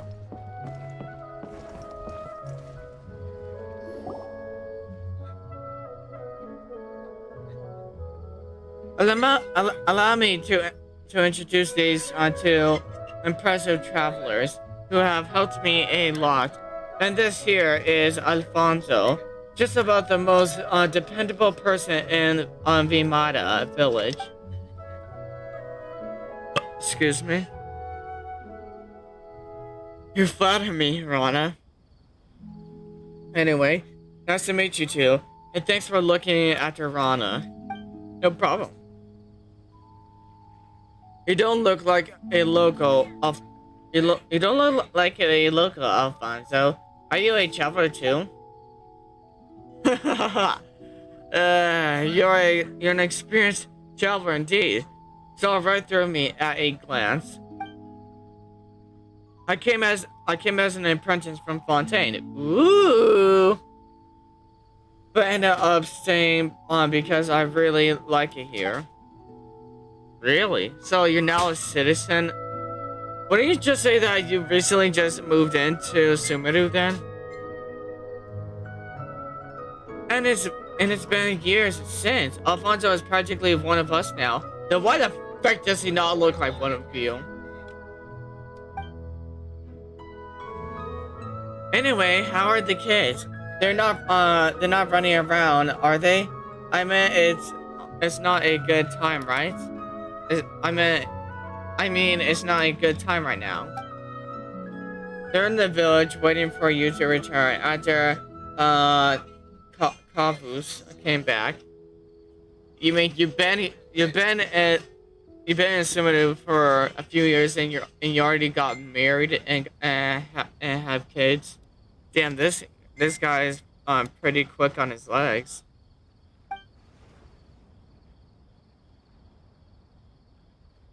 Is it really okay to talk about that before our guests? Maybe we should talk about it later. What's the problem with us? Is it something important? We can come back later. Don't worry. They saved my life after all. What does me having to save your life give me props for this? Actually, you could have made it on your own.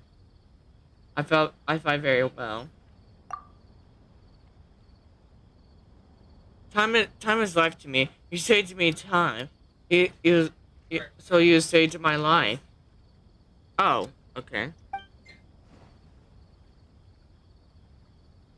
Anyway, some of the children in Vimata village have gone missing recently. What?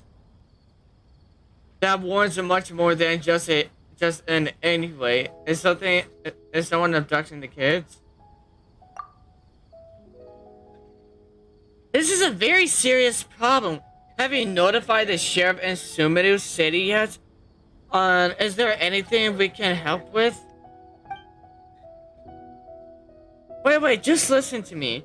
The missing children always come back in a few days, though they don't remember what happened. That even worth more suspicion!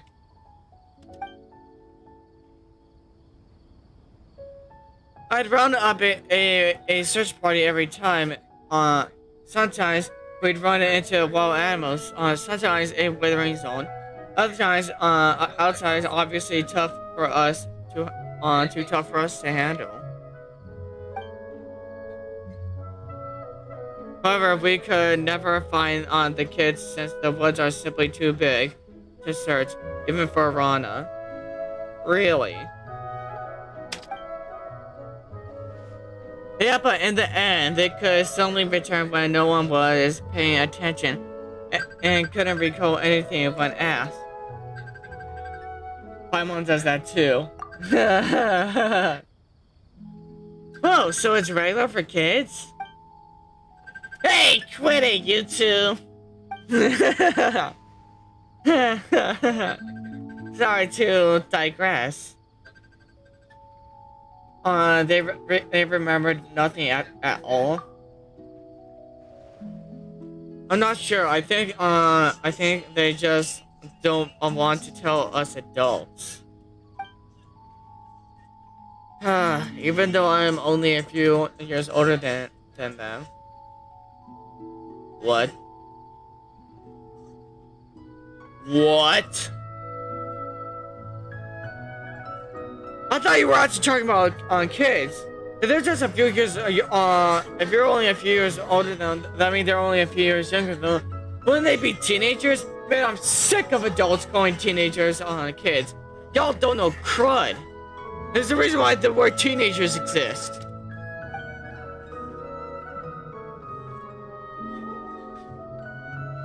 I legit thought you were mean like a little kids that run around, roughhousing with each other.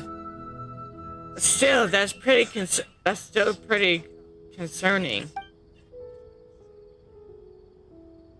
Right, so I've been patrolling nearby recently, looking out for anything unusual.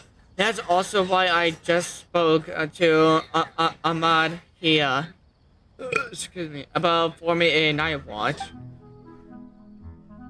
I also asked Alfonso to keep an eye on the kids. Sorry. Also, they're not your kids, so I take back what I said. You're not a quick walker. It's okay. I'd be more concerned if they actually stay put. I'm going to have a word with Eosaphat later. It's his job to watch after Kavus and Sudabe. You ought to take it easy for a while here, Rana. You're the only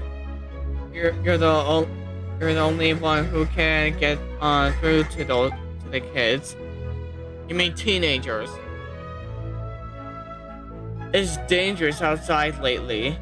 Withering zone aside, you got the Fatui from Shnaya with their armed mercenaries operating in the forest. If something goes wrong, Fatui? Yo, hold on. The amazing background music is not helping the atmosphere right now. This is legit a yo. This is a problem. There's an issue here. But like the music's like ba ba da da da da. No worries are here anymore. I know, I'll be careful, but I should be on the ball because it is dangerous. But even if you could deal with the wild animals, the Fatui are more than you can handle, Rana. Let me deal with them then. It sounds like Alfonso knows the Fatui very well.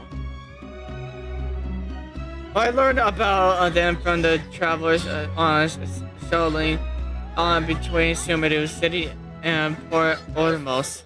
What?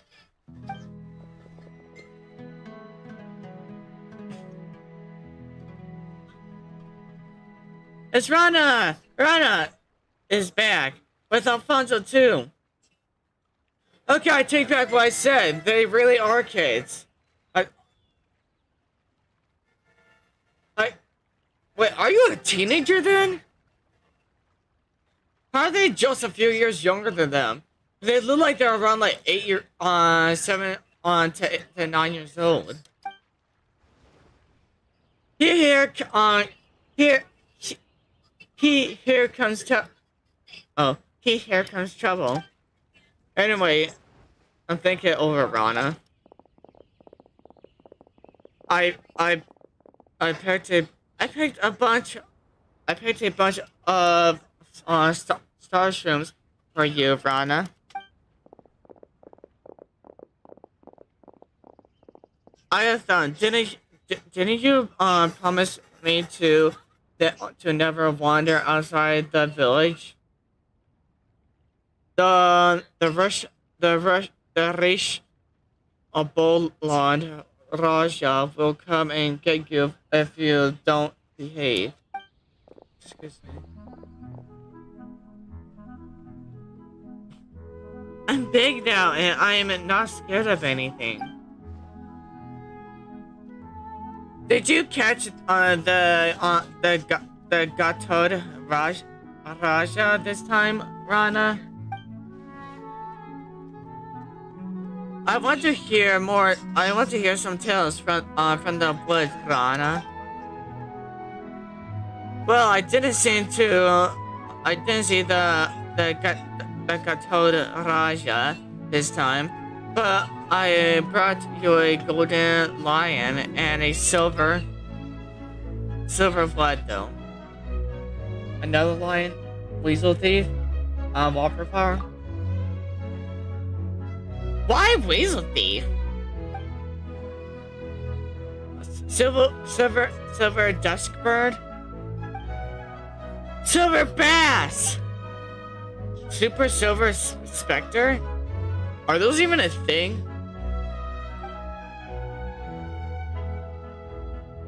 Calm down, Paimon. A Spectre is too much. Ooh, this music is so good.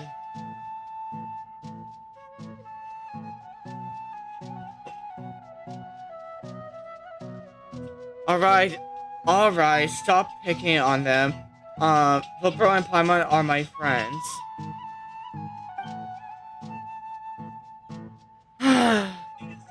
Paimon's not going to get mad at kids. Regardless, you know a lot of animals. That's right. Rana would tell us stories every time she's back. She told us about a huge Gartod last time, and the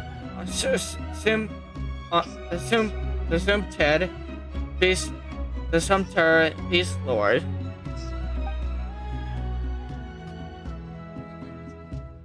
And the rich Boland or Raja that couldn't be caught. That's right. It will come and get you if you don't behave. Oh no! Everyone share in the village seems to get along. If only it could always be like this. Hope Jojo can stay safe.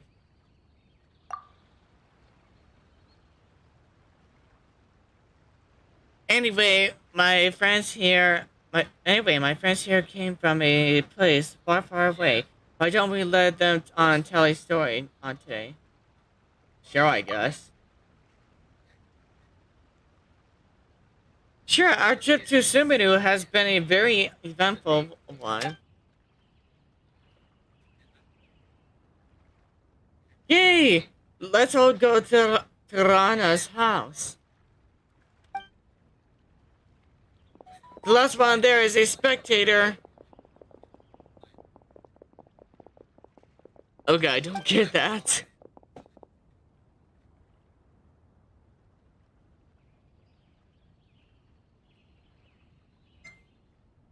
Be careful going over the bridge. Don't fall. Be careful going over the bridge. Don't fall into the water. Let's go.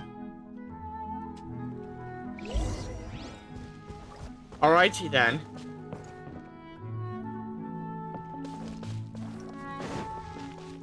Good.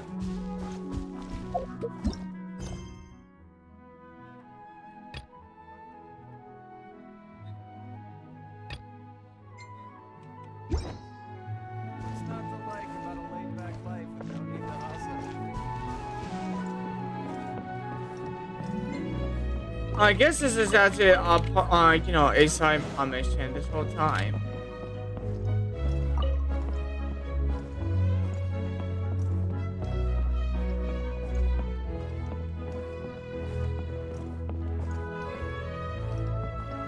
No wonder why there's no voices. I'm slowly doing this one.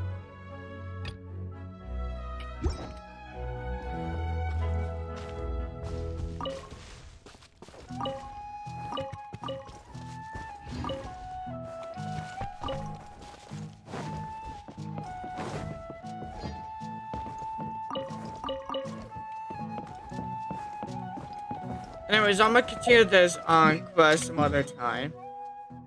Anyways, let's go on our way to the port.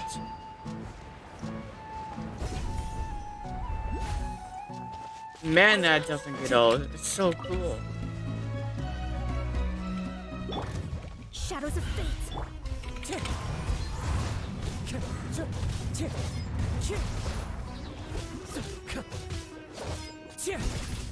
I kind of want to see what you do.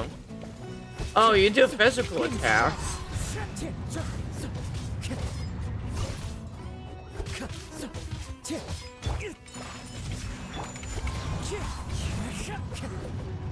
I think you're like, you might just...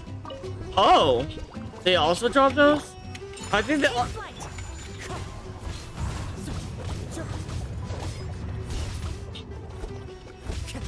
Wind strike. Okay, I guess there's two different types of monsters that get those type of jobs.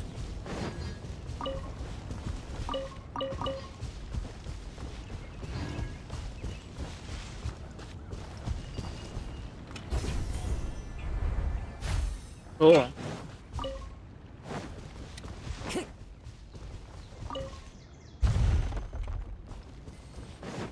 Nice. 10,000 more! Oh my gosh! That's cool.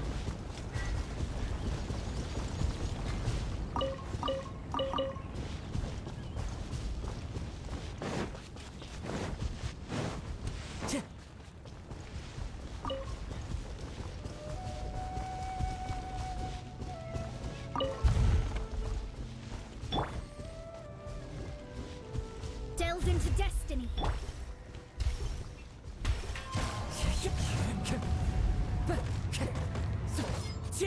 What? My apologies.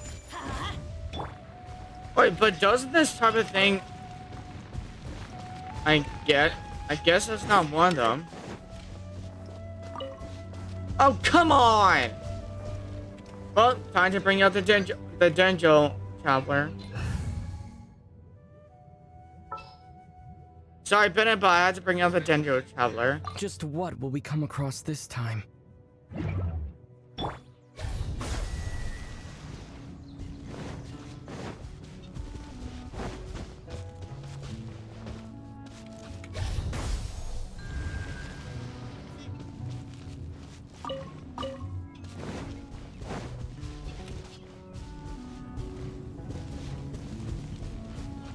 They don't flicker, that's good.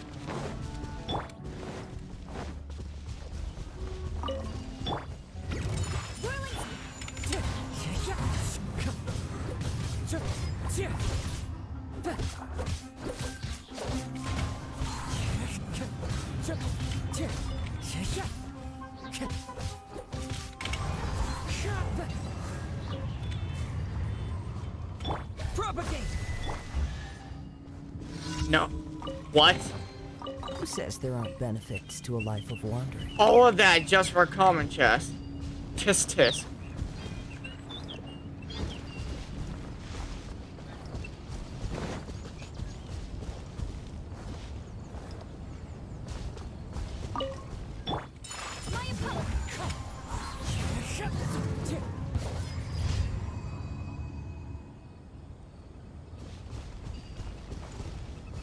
I don't know whether or not those were alligators or crocodiles, but oh my gosh, were they one hits.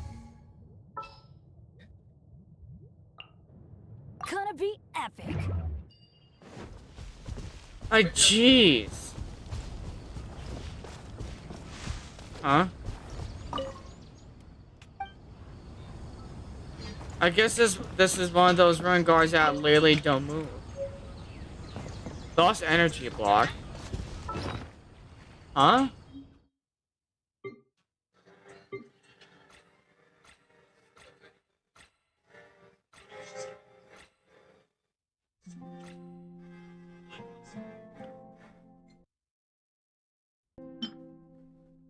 The lotus, the other lotus, that, the rose, the peaches, potted fruit. Where's the lotus block? It's a quest item? Okay.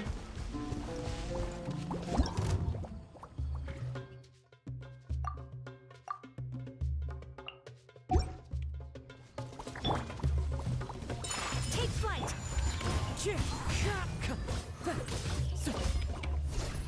You're just as easy as hilly trails. Oh my gosh.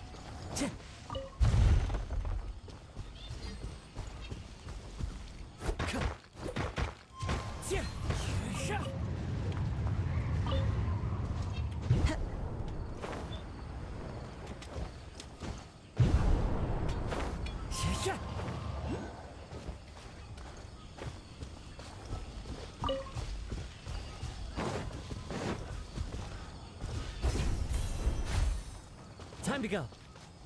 I guess I should be using these zip lines more often.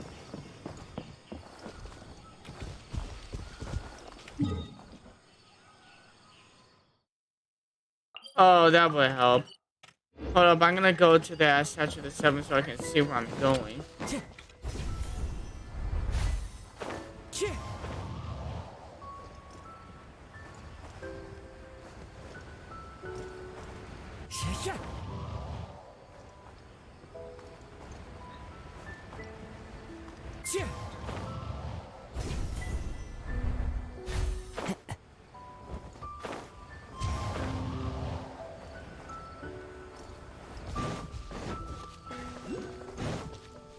Time to go.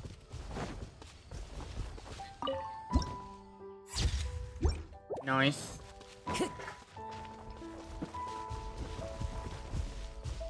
Hey, treasure hoarders. Wind strike. Shadows of fate.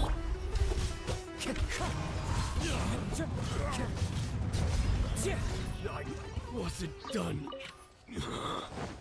Time to go.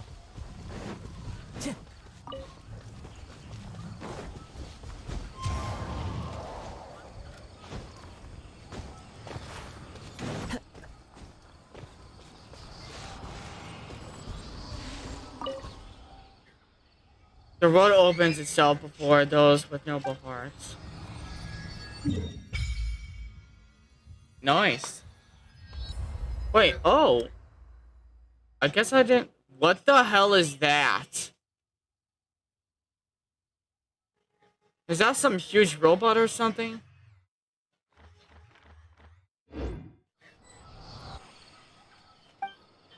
Excuse me. I don't have enough, to be honest.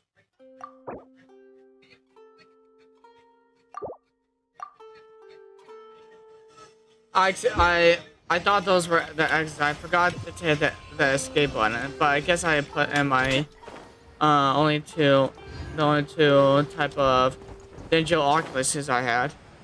So I guess I need 18 more in order to actually get to level 2.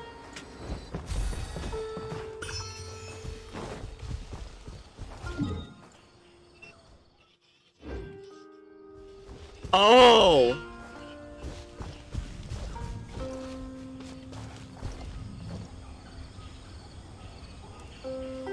This may just be a little guess, but I think we might have to be, I think we might have to fight this robot, soon. One day I think we might have to fight this robot right here. Huh?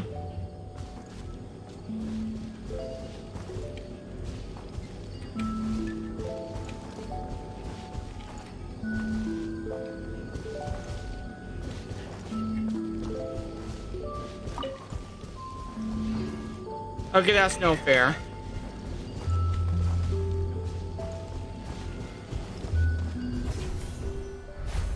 How's that any fair? It's not even lighting up for me. Wait, am I supposed to look at it then?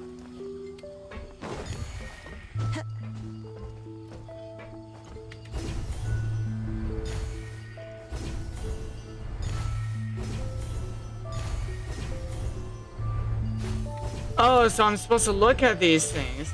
Now I'm getting the drift of this. Time to go.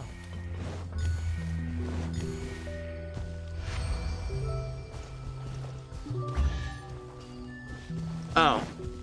Oh, come on! Well, I guess I was just implying.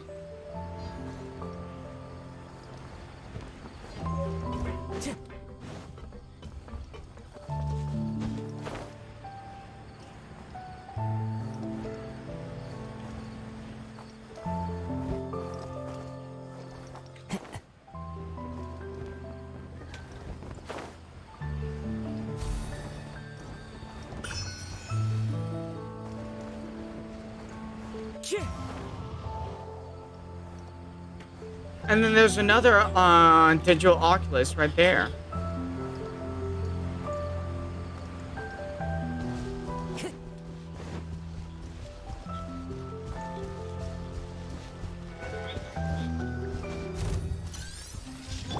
And of course, I had to meet up with these robots. Clouds high. The birds call. Whirling snap.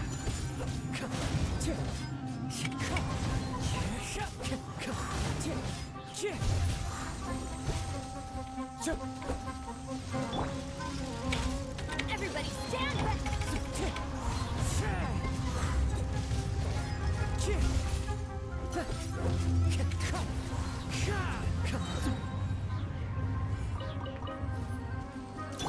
Let me scribe.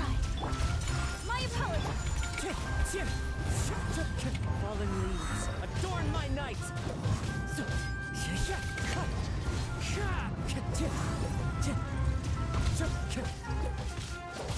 Wind strider. Take flight.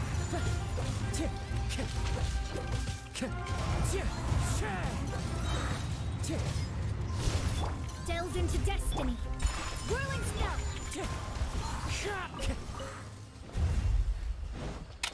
Alrighty then, those robots are done and finished with.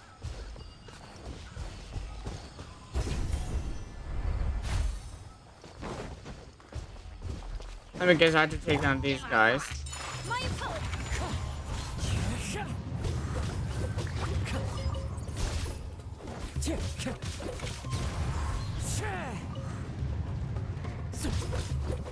Shadows of fate.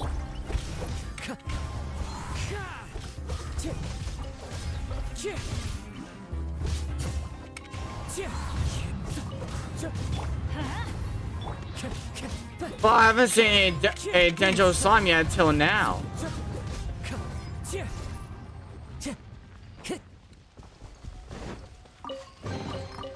Fateful offering.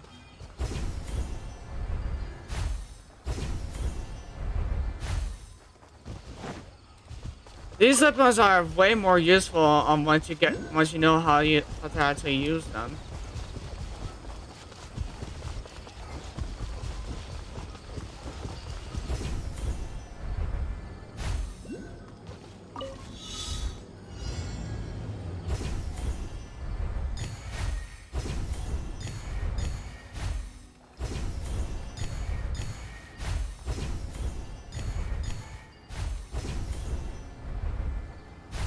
What?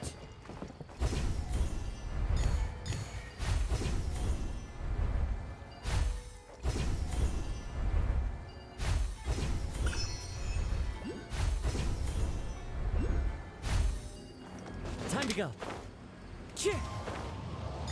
There we go. And then the chest will be all the way on that side, I bet.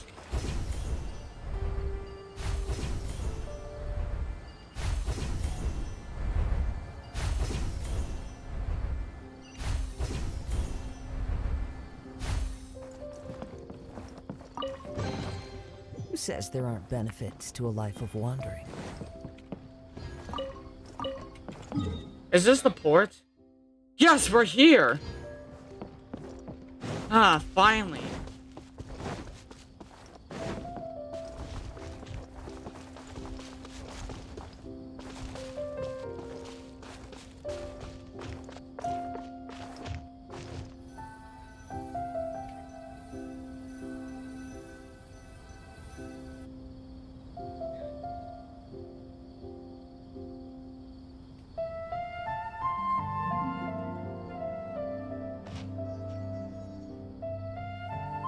Come and have a good look yourself. Traditional spices of the highest quality, made with pride and experience. Excuse me. Oh, I forgot to have auto on. You've got a deal. I can't thank you enough for always looking after my business. Believe me, I'm not making this up. Several Eremite mercenary groups are nearly in open conflict, but does the core of 30 care? And that's not all. Did you know that... Wow! Talk about hurly-burly! This place is busy! Well, guess that's only to be expected for the largest port in Sumeru. Maybe it's because of what Dia told us earlier, but Paimon can't seem to shake the feeling that there's also danger lurking in these crowds. Ooh. Let's get our bearings so we can start looking for leads. Alright, then. We know that whatever the Academia lost is related to the gods. But other than that, we don't have much else to go on. Osvan told us to try posing as Academia students while asking around.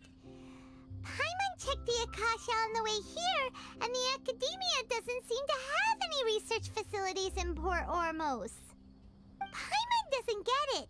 Won't we look even more suspicious going around saying we're Academia students and asking about the stolen item? Right, we should figure that out before doing anything else. Figuring that out could be crucial for the rest of our investigation here. Well, given all the people that come through here every day, if there's any information to be found, Paimon bets we could find it in the market. Let's ask around and see what we come up with. Alright, then.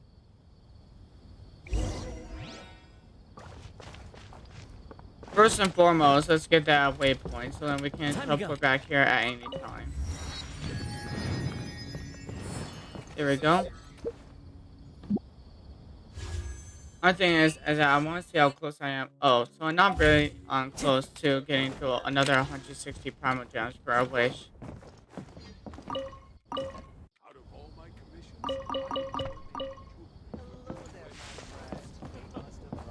Hello there. Welcome. Welcome. How can I help you too? Hi there. We would like to ask you a question. Do students from the Academia ever come to Port Ormos? Of course. Especially around this time of year. Really? Students from Sumeru City that are about to graduate often come to Port Ormos to cut loose a little. Many people often talk about how hard it is to get accepted into the Academia, let alone graduate. But those who finish their studies and go on to become full-time researchers at the Academia have it even harder. Sure, we may not be Sumeru City, but Port Ormos offers beautiful scenery and a stress-free environment. Some even say it's good luck to come to Port Ormos, so students and researchers come flocking here when things get to be too much at the Academia. Ah, you see over there? Those are students from the Academia. Oh really? They look pretty serious. Maybe even a little worried. They've been looking worried and miserable ever since they got here a few days ago. Why? If you ask me, the life of a merchant is better. So long as the Akasha teaches us what we need, then life is good. Those students seem to be discussing something. Let's see if we can listen in.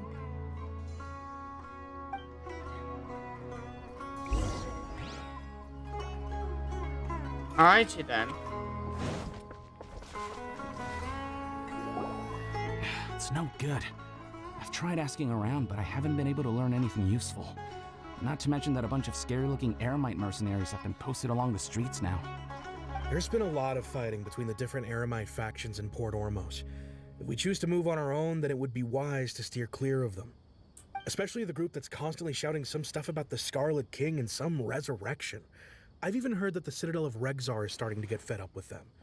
What was that group called again? Ein something or other?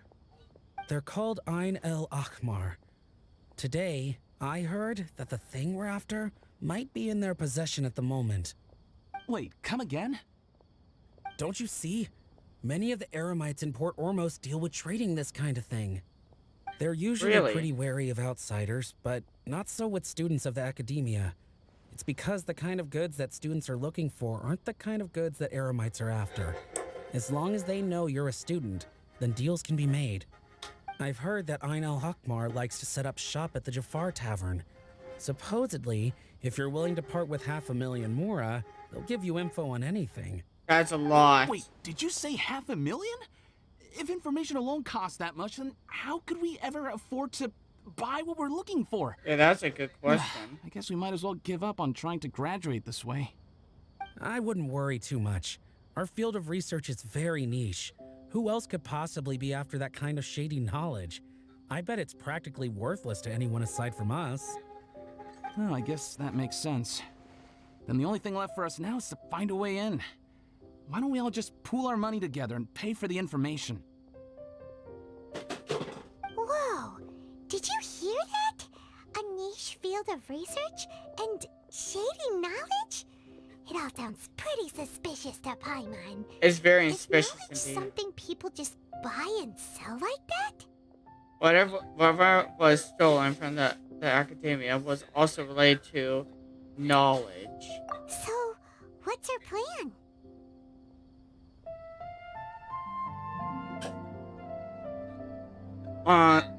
Let's go to the Fud Tavern. Let's try talking to someone let's try talking to one of the Edomites. Wait! Didn't you hear what they just said? Buying information is going to cost us 500,000 mora! Have you lost your mind? While reliable information is worth the price, I won't let them off easy if it turns out to be a scam. Oh, alright. Paimon never thought she'd agree to parting with that kind of mora. But if you know what you're doing, I do that on a weekly basis, Paimon. I literally part with over 500,000 mora on a weekly basis in order to get experience for the battle pass. So what the hell are you talking about?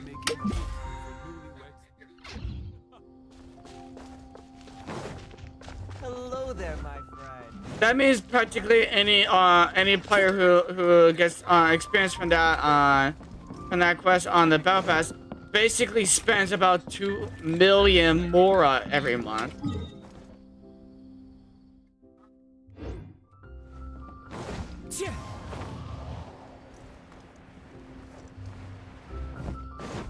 Huh? Got any commissions related to antique appraisal? Oh. I can handle them. No thanks, not right now.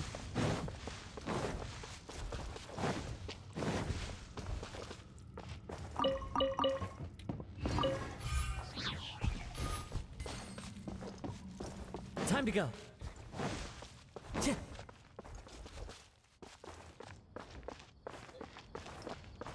This is the place we heard those students talking about. Let's find a seat somewhere and see if we can spot the group they mentioned. Alrighty then.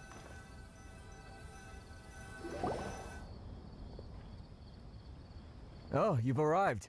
Please, take a seat. So, they think that they can go toe-to-toe with the boss? Ha! Once we reclaim the power of the Scarlet King, they'll be the first that the boss punishes. They're nothing to be afraid of. Our main rival now is the Caracal Battalion.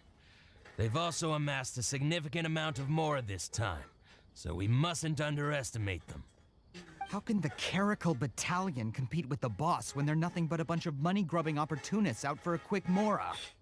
Yeah, with Boss's fervent devotion, he'll be able to use this power to bring our god back this time. Huh. All these guys talk about is the Scarlet King, so they're probably the ones we're looking for. Greater Lord Ruka Devata. That traitor and her followers must not be spared. The day will come when the Scarlet King exacts vengeance on Sumeru, and all of them shall be punished. Great Lord Ruka Devata. I mean, Great Lord Ruka Devata, a traitor? What are they talking about? Yeah, Paimon was wondering what they meant too. We should ask about that if we get the chance later.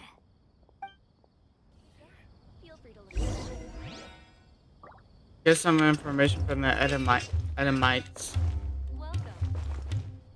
What's up? Huh? Who are you? What do you want? I'm a student from the academy. A student? What's a student from Sumeru City doing in Port Ormos? I'm looking for information about a certain something. Ah, well, if it's info you want, you've come to the right place. The question is, can you afford it? Hand him 500,000 more. Paimon can't stand to see so much more go. But there's no other choice right now. Here, this is the merchant's address. Whatever you're looking for, you'll find it there. Hmm? Well, what are you waiting for? I just have one more question. That's right. We heard you mention the Scarlet King just now. We're actually interested to know more because we're archaeology students. Fine. Since you've already handed over the Mora, I guess I can throw in a little extra info. As you can see, members of Ain al-Ahmar are devout believers of the Scarlet King. Years ago, the Scarlet King founded the great desert nation that was our homeland. It was an advanced civilization, far beyond anything you'll see in present-day Sumeru. The Scarlet King was the rightful god of wisdom, but he was betrayed by a companion he trusted. She even stripped him of his title, God of Wisdom. So, you mean the traitor was... Greater Lord Ruka Devata, yes. That shameless wretch destroyed the Scarlet King's civilization, and our ancestors were forced to flee to this land where we were made to suffer the tyranny of our enemies. Furthermore, she conspired with the Academia to cover up the truth of her actions, and create the merciful and benevolent facade for which she is now known. Ugh, just thinking about it sickens me. But the story doesn't end there, oh no. The Scarlet King isn't truly dead. The voice of the Oracle has been heard in the desert, prophesying his resurrection. Mark my words, our god shall return. And when that day comes, all followers of the traitor and all the desert dwellers who have forgotten their true god will suffer retribution together. If what I'm saying makes you shiver with fear, it might not be too late for you to become a believer of the Scarlet King. Well, we're not people. But you know, he thinks we are from Sumeru. The Scarlet King is returning. Can you tell us more about the Oracle? I don't have anything to say to you Academia people about that. I think this conversation has reached its end. Not just yet. This man is a fraud. What? You again? Deranged Academia lunatic? Yes. It's you! I already warned you that if you weren't willing to sit and discuss things with me, I'd take measures to make things uncomfortable for you. Listen to me. That address he gave you is fake. Or at least, you won't find a merchant waiting for you there. This group has been boasting all around that they can provide information on a certain item as a means of luring people into their territory. Once you show up, they keep up the act until they have hard evidence that you want to purchase said item. Then they use that to squeeze you for all the more you're worth. Hey! Shut it all, Hatham! What are you playing at, trying to ruin our business like Oh, this? should we take back the 500,000 more from you? I wish to discuss my terms with your boss. Ha! The boss made it perfectly clear that he won't negotiate with you. Yes, and in no uncertain terms. But that was then. It does not preclude him from changing his mind in the future. I'm warning you, don't push us, or this could get ugly. We don't usually get rough with people from the Academia because it just complicates things. For a lunatic like you, though, we might just have to make an exception. If you're suggesting that we escalate this from a verbal exchange to a physical one, I accept. After all, even the Archons used war to negotiate the ownership of so you're a Dendro character. If, on the other hand, I can't wait to get you. On any means of negotiation at all, then I'm afraid my next course of action will sting a little more than the mere falling through of a few business deals. I will jeopardize the Eremite's reputation, which I know you value above all else. I am quite confident that if I began to take such action, your boss would willingly approach me himself. However, I fear that by then, some things will have happened that cannot be undone. Also, a word of advice. I suggest you tell your boss exactly what happened here today. Otherwise, he might blame you for not telling him in the future. What did you say? Consider this. Have I ever failed to follow through on my word in the past? This guy is really out of his mind. Okay then. If you really have a death wish, let's meet a week from today. The pier in front of the Pharos Lighthouse, 4 o'clock in the afternoon, sharp. Don't expect us to hold back. Not so fast. First, you return the 500,000 mora to them.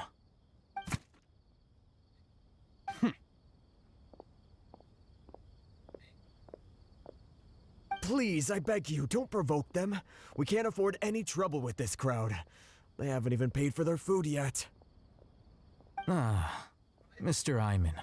There appears to be fewer staff in the restaurant recently. This wouldn't happen to be because they're all busy spreading the word to the students, would it? Well... Someone who chooses to do business with a group like that really can't afford to get so flustered the instant someone confronts them about it. Consider the meal compensation for our silence.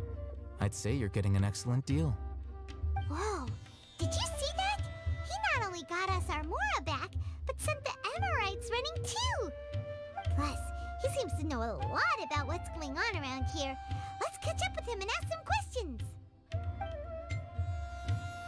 He went that way, after him! Alrighty then, let's go.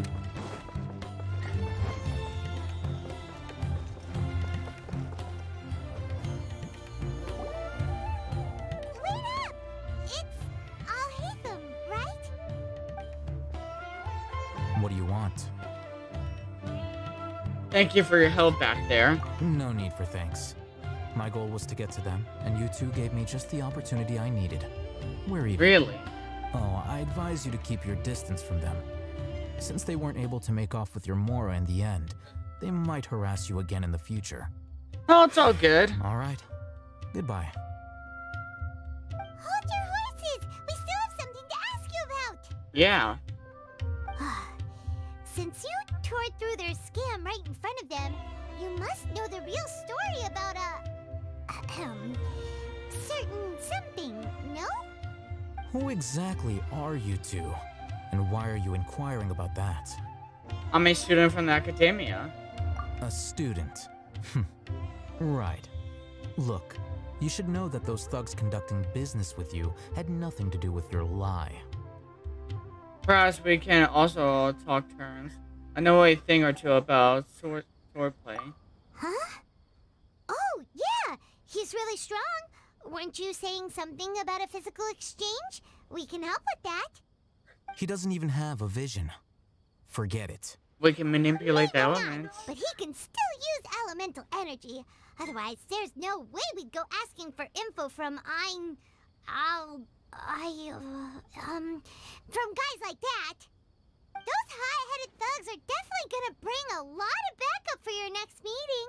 Even if you don't go alone, you won't regret taking us with you. Yeah. All right. I accept. Got a pen and paper? Sure. If you're searching for someone who sells that kind of merchandise, I'll give you one of their addresses, and you can try your luck. We'll reconvene at the appointed time by the pier. It doesn't matter if you show up or not. So, since you were happy to give us this merchant's information, does that mean you can tell us exactly what we're after? You were willing to part with 500,000 mora for something and you didn't even know what it was? Okay. Well, if you truly are as skilled as you claim, then you can beat the answer out of them when they become hostile. Look, if you've been making inquiries, then you have to know something by now. Tell me what you know so far, so I don't waste time repeating information. We know it's connected to the academia somehow, and that not only do the Eremites deal in it, but some students want to get a hold of it too. What else? It seems like some kind of knowledge. You know almost everything there is to know, but you're unable to compile this information because you've never seen the object before. This is what you've been looking for. What? Paimon can't tell what it is. It looks like some kind of ornament. This is a knowledge capsule. To put it simply, it's a vessel that can store a fixed quantity of canned knowledge. It's like a miniature Akasha. Anyone who links it to their personal Akasha terminal instantly becomes privy to its contents. Anyone? Correct. Anyone. Unlike the Akasha, which heavily regulates who can access what information, knowledge capsules confer their contents without any requisites. That's amazing. It's essentially a convenient and harmless vestibule for knowledge. Unfortunately, it's illegal in Sumeru to privately possess or trade them. They were created as a means for scholars to transfer knowledge gained from Irminsul into the Akasha, and are intended to be destroyed immediately after use. But despite strict regulations, some of these knowledge capsules will always escape destruction. After all, there will always be those in this world who are dissatisfied with life as designed for them by the Akasha and wish to change their fate. Over the past century, a wide variety of canned knowledge has been leaked from the academia. Now, in Port Ormos, the valuable ones are a means to Mora for the Eremites. Meanwhile, those which the Eremites deem to be useless to them occasionally prove useful to the common citizens and hapless academia students. Well, I think that about sums it up. I heard that the Academy lost something recently. Seems like it's a knowledge capsule. Oh, so that's your true objective. I want to learn more about it. With our current arrangement, I don't believe I can offer an answer. What do I have to do? Perhaps we can negotiate further. You're still resolved. Fine. Let's talk somewhere with fewer people. Alrighty then. Time to go.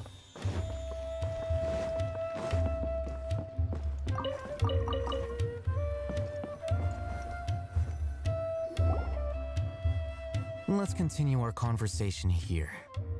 If you wish to learn more about the knowledge capsule that the Academia lost, then you must help me with something. Boy, what is it? I need you to find someone named Dory, a traveling merchant. Unlike the peddlers who hawk inferior knowledge capsules, she often has quality goods in stock. Some say that as long as there is profit to be made, there is nothing she won't dare to sell. She's guarded against people from the Academia because most of her wares don't comply with Academia regulations. I think she blacklisted me. I met with her informant, but it soon became clear that they had no intention of letting me get any further. Become one of Dory's customers and earn her trust. This is my condition for further collaboration. Why do you want us to meet with her? Until you complete this task, you don't have question privileges. Fine. So how do we go about doing this? You two are outlanders who haven't been here for long, so Dory should view you as safe clients. I'll give you the informant's address and their contact password. Beyond the password, though, I have no way of knowing what other tricks she might have up her sleeve. You'll have to improvise. This is kind of nerve-wracking. The true challenge begins after you meet her. She has a keen nose for Mora and a shrewd eye for wares, and she only likes customers who she deems to have good taste. Oh, really? I'll prepare some funds for you. Buy her highest quality wares and earn her approval. What? We only just saw a knowledge capsule for the first time. We don't know how to tell which ones are good and which ones are bad. Is that something we can learn quickly? That's true. Have you two heard of elemental sight? Yup. I can use it. Oh? That's a surprise. Guess I'll have to hold you in higher regard. Anyway, that ability should resolve your issue.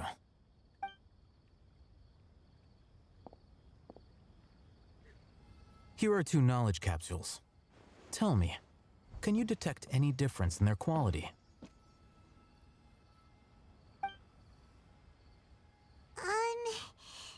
They look the same to Paimon. Try inspecting them with elemental sight. One is way more... Did you see anything? Yeah, one has way more energy. They both glow green. The one on the left shines brighter. Rumor has it that higher quality knowledge capsules generally appear brighter when viewed through elemental sight. That's because knowledge originates from Irminsul, the root of Dendro power itself. The more powerful the knowledge, the richer it is in Dendro energy. However, some canned knowledge with a high concentration of elemental energy is of little use in contemporary times, so those capsules are of little value. Using elemental sight is merely a stopgap measure, but it should suffice for earning Dory's trust. That sounds pretty impressive. Here's a sheet with the informant's location and contact password, and here is the Mora for purchasing canned knowledge. Don't be cheap. You'll need to spend to catch Dory's eye. If there's any Mora left over, just keep it. Alright. And be sure to exercise Someone did a little caution. dance. There have been Matra present in Port Ormos lately. Your efforts will be for naught if they catch you. Matra? Alrighty then. They belong to the Academia's regulatory body. They also handle cases of illegal canned knowledge transactions. Like I said, the Academia has banned both their trade and possession. The Matra are razor sharp. You're in for nothing good if they lock their sights onto you. If you two want to back out, now's the time. I'm going to take the rest. I'll help you find Dory. Okay, then we have a deal. If you succeed in your dealings with Dory, come find me at the Wikela Funduk. We'll have an open discussion then. Looking at what Al-Haytham wrote, Dory's informant is a traitor near Old Ormos.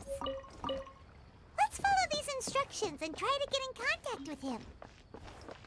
Anyways, I want to get started with recording on some videos for the event. So I'll stop the stream here. I shall see you later in tomorrow's stream, continuing the storyline in Sumeru. And I shall see you later in another Genshin Impact adventure. And add Asha and the sauce.